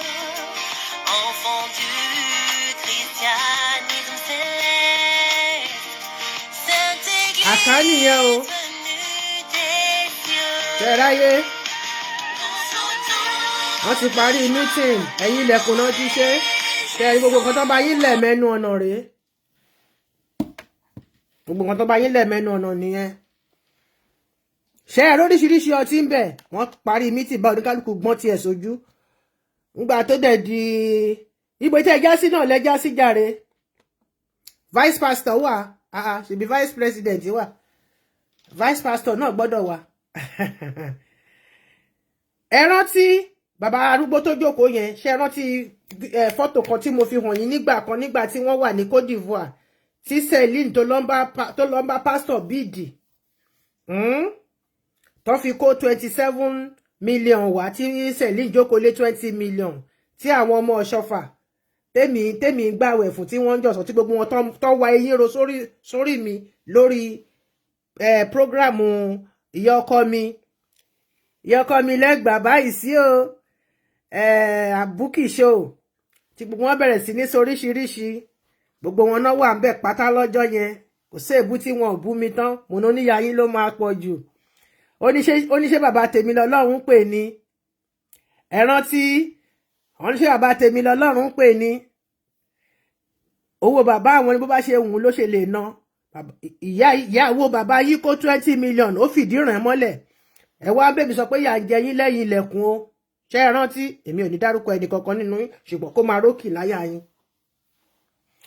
I'm your big sister. I'm the one that loves you most. Ṣùgbọ́n ọmọ tá a bá pọ̀n tí ò bá forí mẹ́yìn a ní kó sọrùn ń pẹ́ kọ́rùn ẹ̀ tó kàn. A dúpẹ́ lọ́dọ̀ Ọlọ́run ọba Elédùmarè ọba tó fún wa ní oore ọ̀fẹ́ fẹ́rẹ́ jógí tá a ṣe ọ̀rọ̀ pọ̀ o but I don't feel like talking. I'm fasting. I'm fasting. Jẹ́ kí n wo iye minutes tá a ti lò tábà àti wọ 1 hour. Ṣé kí n jó kan mọ fẹ́rẹ́ jógí fún yín? Nǹkan tí mo fẹ́ kà yóò pọ̀ èní náà ló jáde jẹ́ kí n jó yẹn náà mọ fún yín so that eléyìí ò ní sí nínú program tí mo máa tó sọ pé mo fẹ́ wá dá nìkan ṣe lọ́la.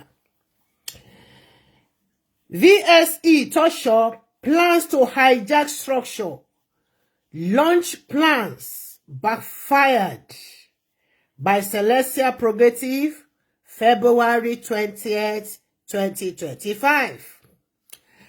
Another attempted coup d'etat has begun on a failed track as the plotters' intentions is to tactically hijack the structure of the church administration continue to be thwarted by divine intervention. Hallelujah! The plotters' clear goal is to create a chaotic environment for his followers. Àwọn followers tí wọ́n lọ ń tán tẹ̀lé, tí wọ́n lọ ń ṣe kíni, tí wọ́n lọ ń share rubbish and nonsense tó post, tínú wọn ti ń dùn. Àwọn òpònú, ẹ̀yin òpònú ọmọ Nàìjíríà, wọ́n wọ́ yín túrútú. Ẹ tún ṣe kíni, ẹ tún lọ comment, ẹ̀yin followers, ẹlòmíì máa kú sórí follow ni. Ní ṣe pé fún yín oṣù gbàṣọ ẹ̀rùn gùn.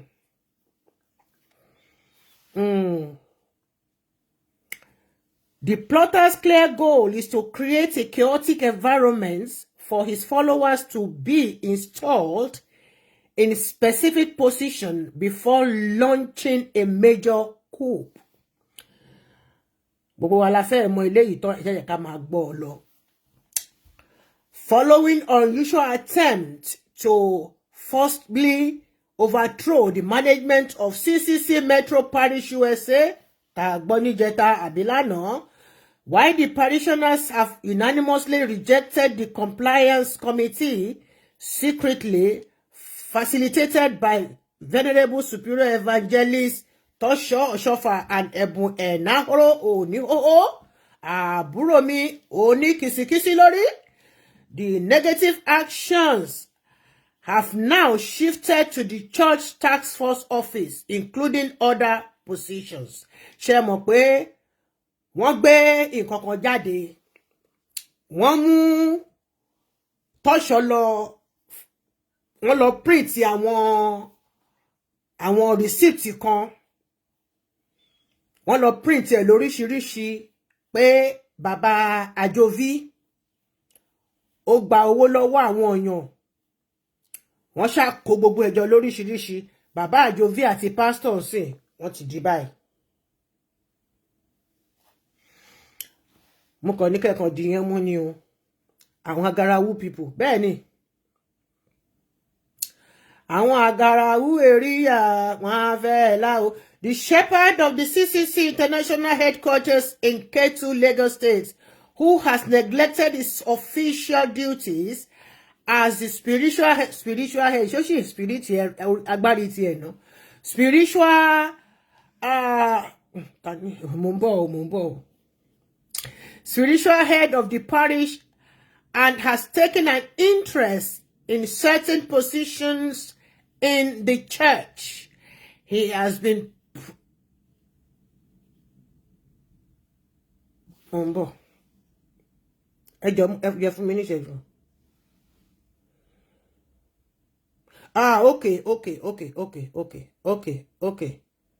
okay.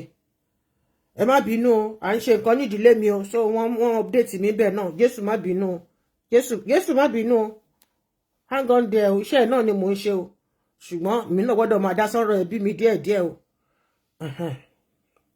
Ibo ni mo dé jàre ẹ̀yin èèyàn.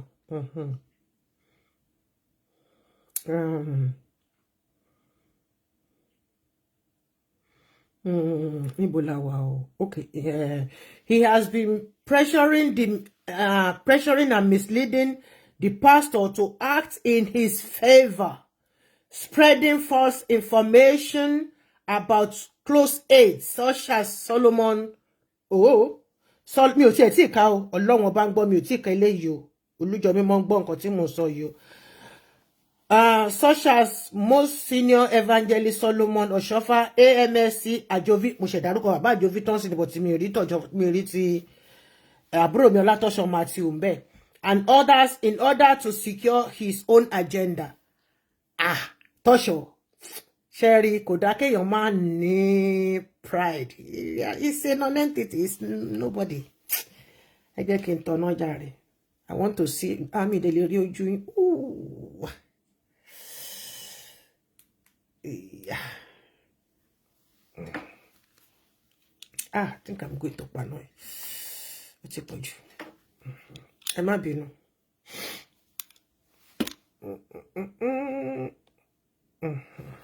Ẹ má bínú.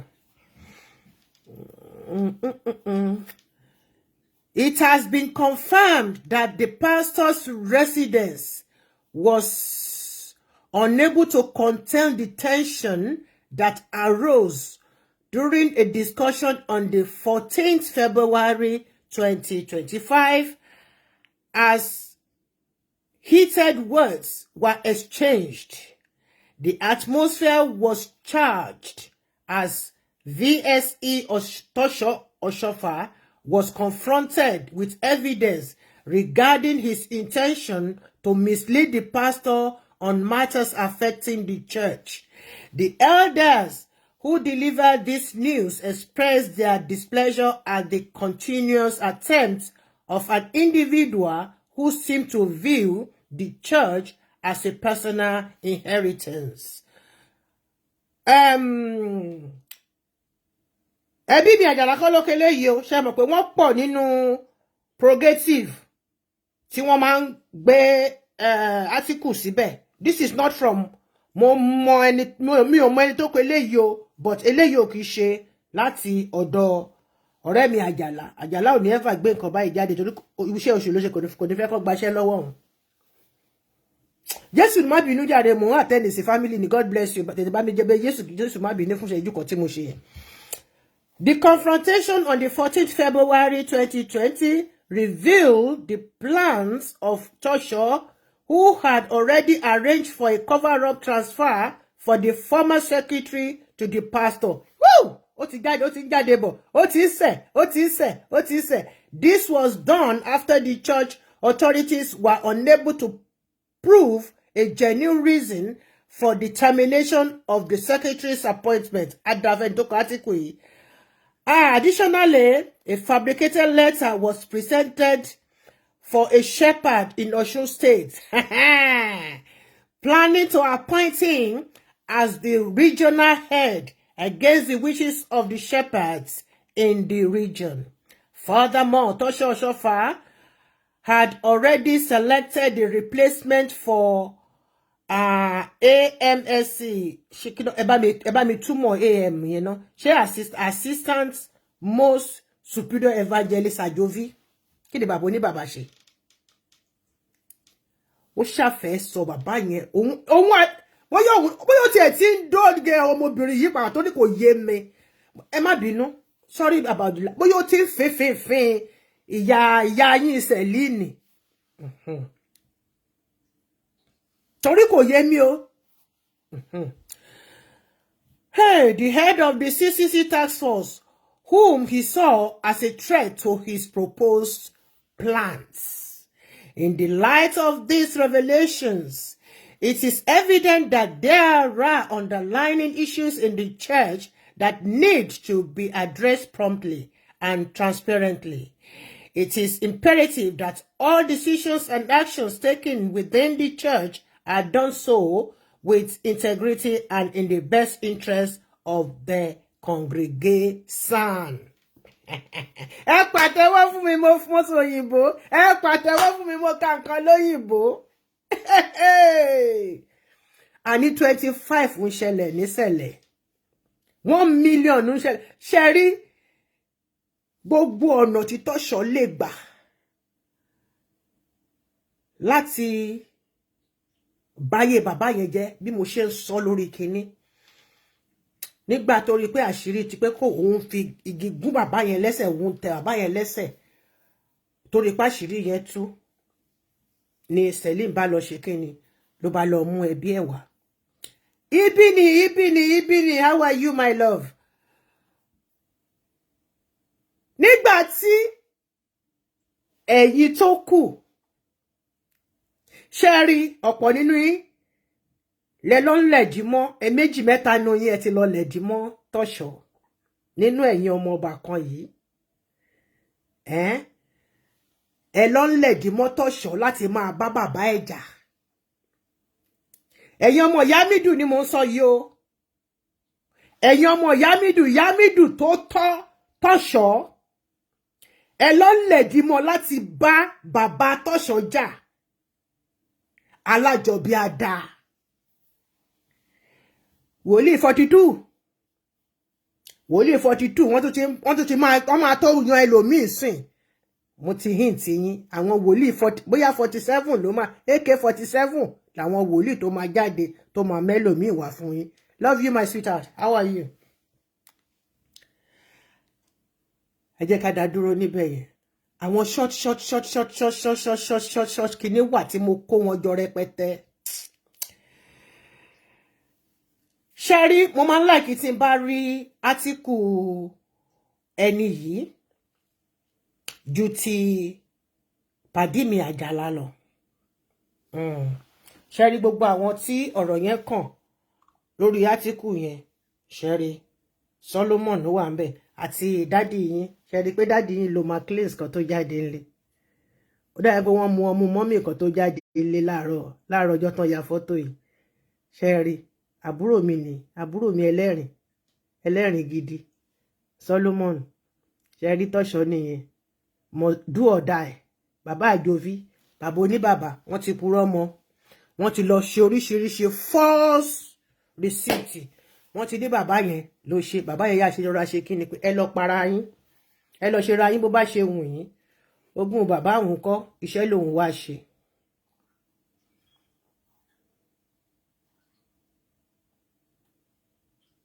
Hallelujah gbogbo ọ̀nà tí tọ́ṣọ́ lè gbà ní Jésù ń bá wa di pátápátá. Merciful God ẹ bá mi ra bàbá fọ́bà ògo jàre ọba tẹ́rẹ̀ẹ́rẹ́ ìbà tẹ́rẹ̀ẹ́rẹ́ tẹ́rẹ̀ẹ́rẹ́ rẹ́rẹ́ kárí ayé. I know I'm a naughty girl. I try to calm my spirit down tonight, and I thank God for the grace and the opportunity.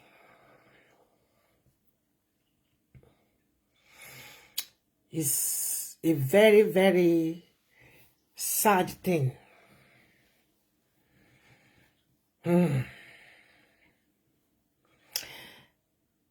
Tó bá di ọ̀la, a máa kà àwọn kọ́mẹ̀ntì. Comment tó wà lọ́wọ́ mi, ó ti fẹ́ tó 2000.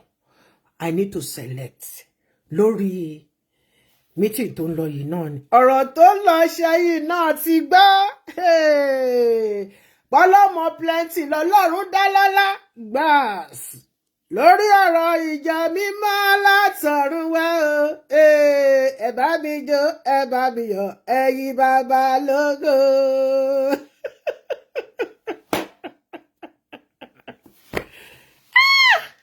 Tọ́ṣọ́. No. Torchlight in here. You know something?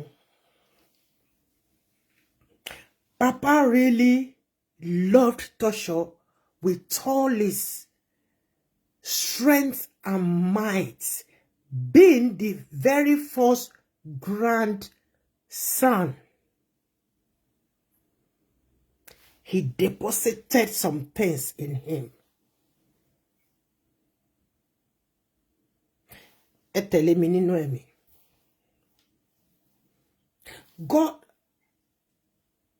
God Almighty. Ṣé wá rí àǹtí wa, àǹtí mi ní Ringington. Tán wà ní Ivory Coast. Tó bá jẹ́ pé ọkùnrin ni wọ́n, àwọn ni papa ìbá deposit gbogbo oore ọ̀fẹ́ yẹn fún kó tó di pé wọ́n lọ. Ṣùgbọ́n àǹtí mi Ivory Coast wọ́n ṣe nǹkan kan mọ́ nǹkan kan, ẹ̀mí mímọ́ bínú sí wọn, ẹ̀mí mímọ́ jagba, ó sọ wọ́n di kòròfo. Ṣùgbọ́n gbogbo àwọn nǹkan tí wọ́n mọ̀ nípa ìjọ mímọ́ kíní kankan tí papa sọ ó sì wà lára wọn ṣùgbọ́n ìmísí yẹn a gbà á kúrò pátápátá lára wọn. Ẹ lọ sínú ẹ̀mí kẹ́ lọ yẹ̀ wò. Ẹni tí àánú ẹ̀ ṣe mí jù òun làǹtí Edith, because papa nífẹ̀ẹ́ gan bọ̀ tó wá lọ́jọ́ ọmọbìnrin. Ṣe rí bí àǹtí mi Edith ṣe rí yẹn, kòròfo ni wọ́n. Ẹ bá mi ṣí àkíní ìdánù. Ẹ ṣí ìdánù kó tàbí búburú olóyin.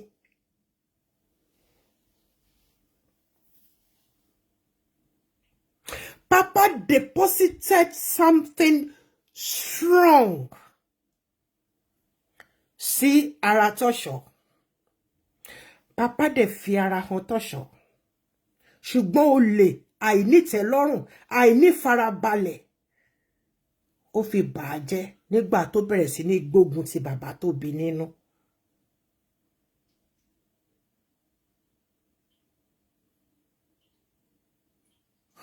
Òun ló mú tó fi ń lọ sí orórì papa pé bóyá papa láì mọ̀ pé papa ti deposit nǹkan sí lára.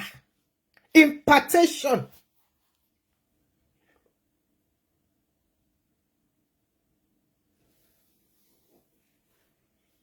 Papa gave him, let me say,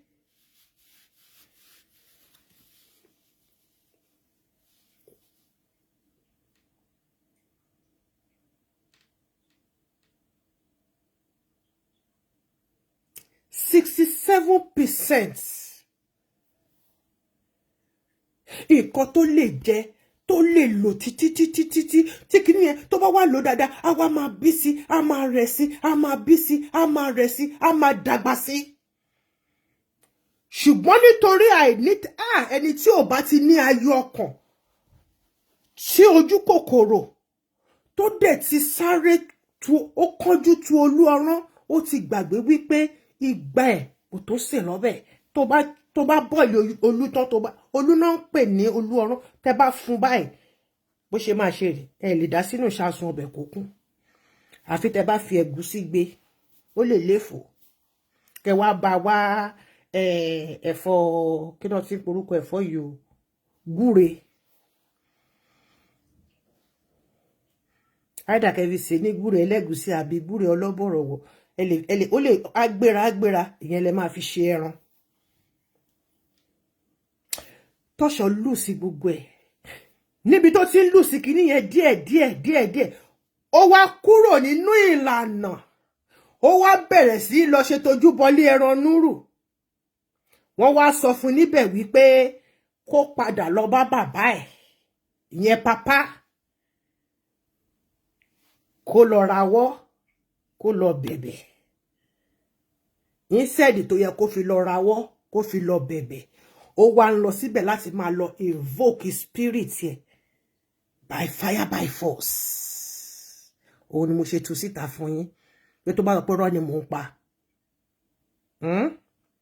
Tó bá dá ẹ lójú Tọ́ṣọ̀ pé rọ́ ni nǹkan tí mò ń sọ yìí. Ẹ̀kọ́ ọjọ́ 9. Ẹyọ kan ṣo ni kì í ṣe ẹ̀kọ́ 9 yìí tí gbogbo yín tẹ̀ ń dì kiri yẹn. Ẹ̀kọ́ tó ti wà nílẹ̀ fún ọjọ́ 9 máa land owó mi èlò lówó tíkẹ́ẹ̀tì. Àwọn owó ìjọ̀gbọ̀n báyìí Ọlọ́run máa fi ń tù mí lára láti rí. Pápápá ẹnìkan lè dédé gbé tíkẹ́ẹ̀tì sílẹ̀. Nígbà tá a bá wọnú crypt yẹn lọ, wà wá mọ̀ pé mi ò kì í ṣe ẹni àyájú sí. Ẹ bá mi share kíní ìdánù. Ẹ bá mi share ẹ̀. Tọ́ṣọ̀ mo mọ̀ pé wọ́n fúnra rẹ̀ òun wò mí. Gbogbo ẹ̀yin ọmọ Oschoffa pátápátá 80% of yín lẹ ń wo program tí mo ṣe. Àìmọye yín tẹ̀ ń lo fake account. Ẹlòmíì dẹ̀ wà lábẹ́. Ẹlòmíì ń wò via my other page. Problem tí yín nìyẹn. Tọ́ṣọ̀ ibi tó dé yìí tó bá jáwọ́ wà jásẹ̀. Kì í ṣe pé o. tó bá já ọwọ́ wàá jásẹ̀ torí nǹkan tó ṣe yìí sìn ó fi nìdílé ẹnìkan lára mọ́ àtorí gbígbẹ àtorí tútù inú ìjọ Celestial ló fi ní lára.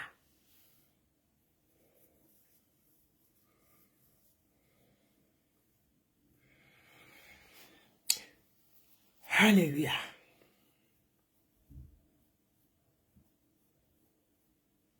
Bàbá wa kó àgbà wà láwa ẹlẹ́ṣẹ̀ képe yọ o.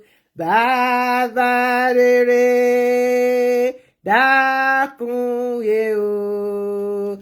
Káwa onígbàgbọ́ ká jọ̀wọ́ ká yíwà padà. Láyé Jésù wa kó wá gbà wá láwa ẹlẹ́ṣẹ̀ képe yọ o. Bàbá mímọ́ bàbá rere dákun wá o. Káwa onígbàgbọ́ ká jọ̀wọ́ ká yíwà padà. Ẹ̀kọ́ yẹn máa wà nínú ewé ń bẹ̀ ni. Tó bá di ọjọ́ 9 màá ní kó yá ká nìṣó nínú crypt ń bẹ̀ yẹn pẹ̀lú àwọn àgbààgbà tó dángájíá àwọn ẹni bí ẹni àwọn tó nífọ̀n tó ní ìkànnà aláboyún á wà ń bẹ̀ ọmọ tí ò tí ì mọ̀rọ̀ sọ á wà ń bẹ̀. Màá wá parí iṣẹ́ yẹn pẹ̀lú kíní àti kíní àti kíní màá wá ní kó bú jẹ́ nínú crypt ń bẹ̀ tó bá ní ya wèrè gbígbóná lẹ́sẹ̀kẹsẹ̀ kò ní sábìtú ajílàrọ̀ kọ́ ló bí mi.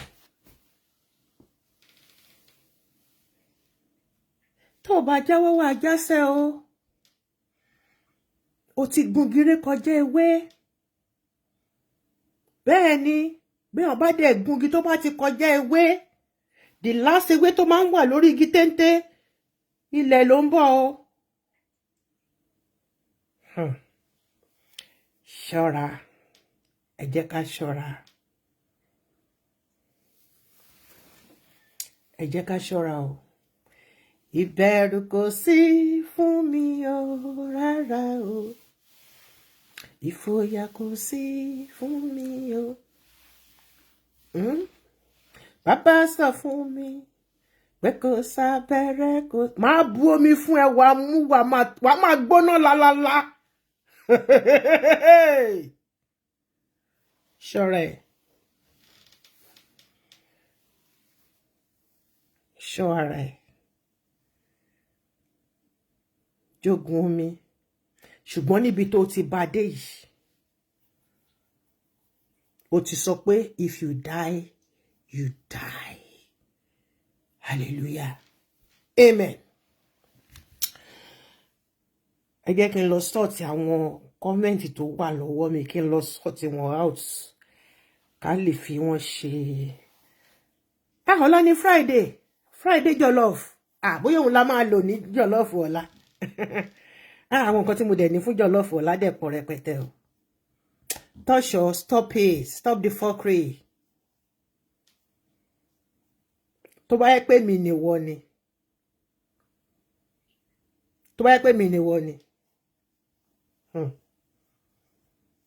Wọ́n ní tọ́mọdé bá ṣubú ó máa ń wo wájú. Tágbàlagbà bá ṣubú á bẹ̀yìn wò. Kí ló tán fi sọ bẹ́ẹ̀? Ọmọdé tó ṣubú tó wo wájú. Bóyá òun alágbàlagbà kan tó máa gbé òun dìde ni. Àgbàlagbà tó ṣubú tó bojú wẹ̀yìn. Ǹjẹ́ wọ́n ti rí àṣírí òun pé òun ṣubú báyìí? Nǹkan tó wé yẹn dálé lórí nìyẹn. Tọ́ṣọ̀. Ó ti ṣubú. Wo iwájú ẹ kó wo àwọn èèyàn tó fẹ́ gbé ẹ dìde.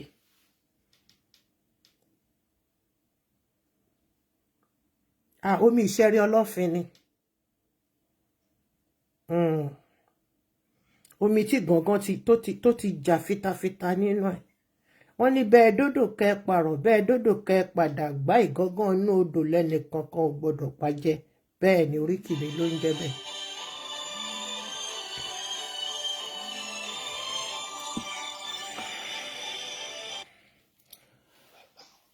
mo máa wà lórí life ni hallelujah o. Ṣé gbogbo ẹ̀ ń lọ jọ́mjọ́m? Ṣé Nàìjíríà ń dùn? Ẹ má bínú o, màá join family very soon. Ẹ continue meeting, màá join family, ẹ má bínú. Mo ti fẹ́ ṣetán, ẹ fún mi ní 10-15 minutes.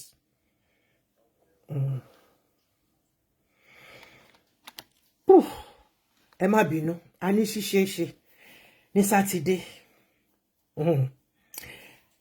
Àwọn tí plenteous mi kọ́ máa tẹ̀lé mi débẹ̀. Ẹ̀yin dà, ẹ náwó yín sókè kiri yín. Ẹ̀yin jájọ fẹ́ lọ jayé. Ẹ má worry, anytime lèmi lè láǹdò. Ìgbà mélòó 6 hours láti bá dé Nàìjíríà. Ẹ má worry. Ẹ bá mi share kíní yẹn, share. Ẹ jẹ́ kémi pẹ̀lú yín ká ṣọ́ra. Ẹ jẹ́ ká máa ṣọ́ra. Ẹ jẹ́ ká máa ṣọ́ra. Alágbára máa rọra ilẹ̀ ń yọ̀. Tọ́ṣọ̀, I do not wish you bad. But kòtò tó gbẹ́ sílẹ̀ yìí ńkọ́? Kòtò tí a máa ń nìyẹn tó gbẹ́ sílẹ̀ nítorí Mọ́dékáì yìí ńkọ́?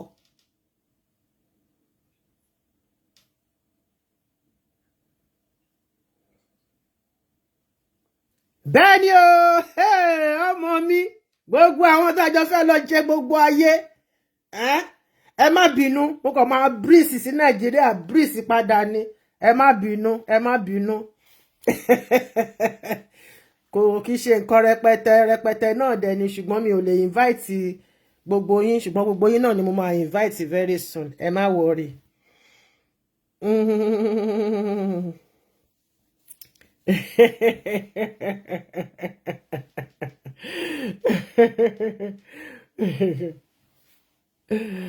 Ẹ má worry. Ẹ̀yin rèé, ẹ má worry, gbogbo yín ni máa ṣayé fún. Ẹ má worry. Màá ṣayé, àṣe fàájì. Ayé ò ní fàájì, ayé àmọ́ gbàjẹ̀wò o, hallelujah. Èmi ṣe fàájì ń tèmi, èmi kọ́ mo pa Jésù kú fún mi ni o.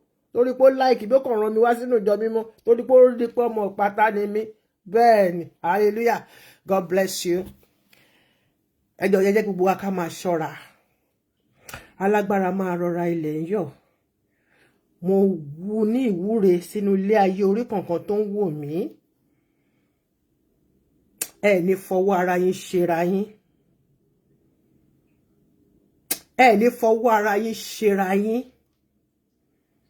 Ní orí kọ̀ọ̀kan tó ń wò mí, mo gbà á ládùúrà fún ẹ, mo ní ò ní fi ọwọ́ ara ẹ ṣera ẹ.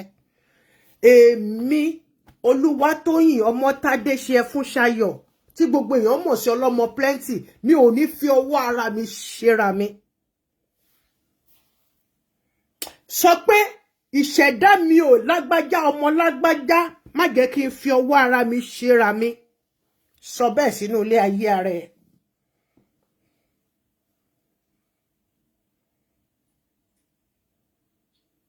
Tọ́ṣọ̀. Tọ́mọdé bá ṣubú ó máa ń wo wájú ni o. Tágbàlagbà bá ṣubú ó máa ń wẹ̀yìn ni o.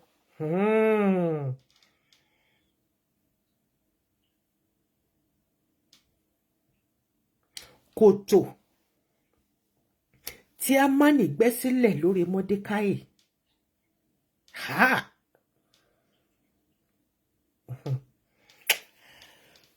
God bless each and every one of you. Mo gbà ládùúrà fún gbogbo wa pátápátá lórúkọ ti Bàbá àti ti Ọmọ àti ti Ẹ̀mí Mímọ́.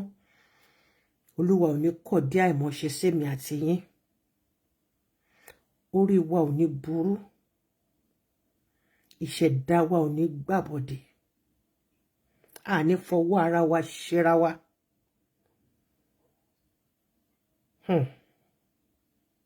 Ohun tí ò tó nǹkan.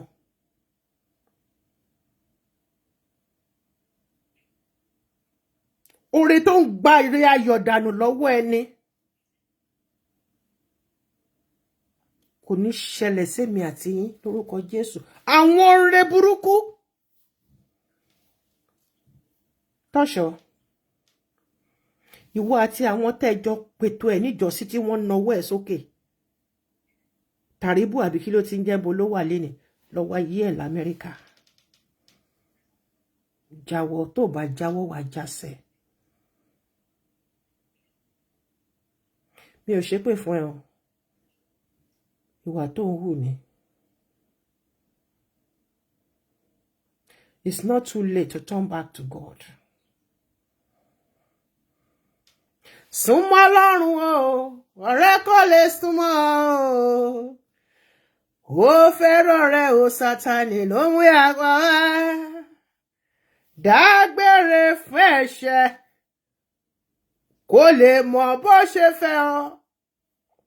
Bọ́lọ́run lájà, Ọlátọ́ṣọ̀ Matthew, bẹ́lẹ́dà rẹ̀ lájà.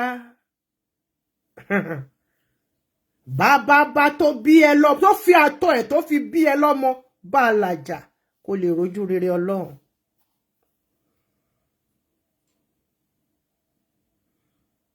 I thank you, each and every one of you. God bless you. Ẹ jẹ́ ká tọ́ wọn mọ̀ wá wípé ayọ̀ ọkàn ó ṣe pàtàkì, ó ṣe kókó.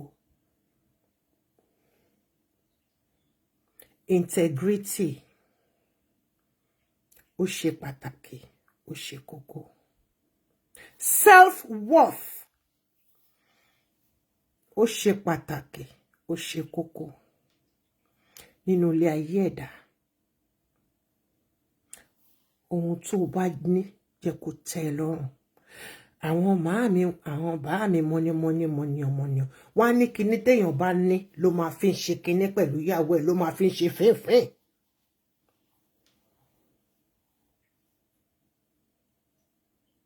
Má sọ gbogbo ẹnu tán tí ẹ mú díẹ̀ padà lọ sọ́dọ̀ Elédùmarè.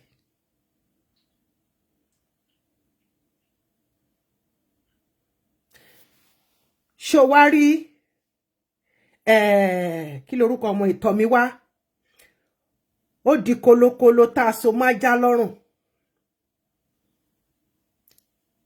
Tọ́mi wá àgẹ́rẹ̀ ọmọ arẹwà ó di kolokolo tá a so máa já lọ́rùn. Ajá ò gbọ́dọ̀ jẹ, kò dẹ̀ gbọ́dọ̀ sọnù. Ọmọ yẹn ò gbọ́dọ̀ di kọ́ọ̀tì o. Ó gbọ́dọ̀ mú wọnú kọ́ọ̀tì o, kò gbọ́dọ̀ di cultist o.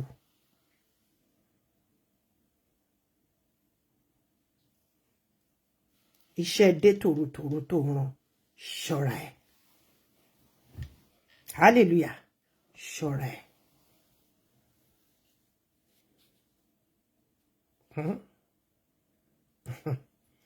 Ó yà ẹ́ lẹ́nu. Má jẹ́ kó yà ẹ́ lẹ́nu o.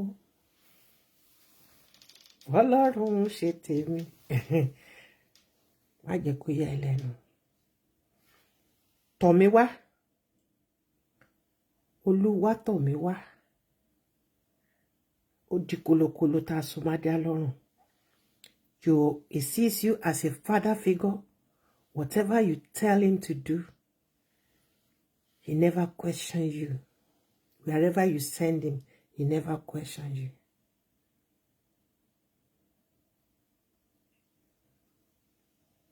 Kolokolo tá a so má já lọ́rùn. I love you all with the love of Christ.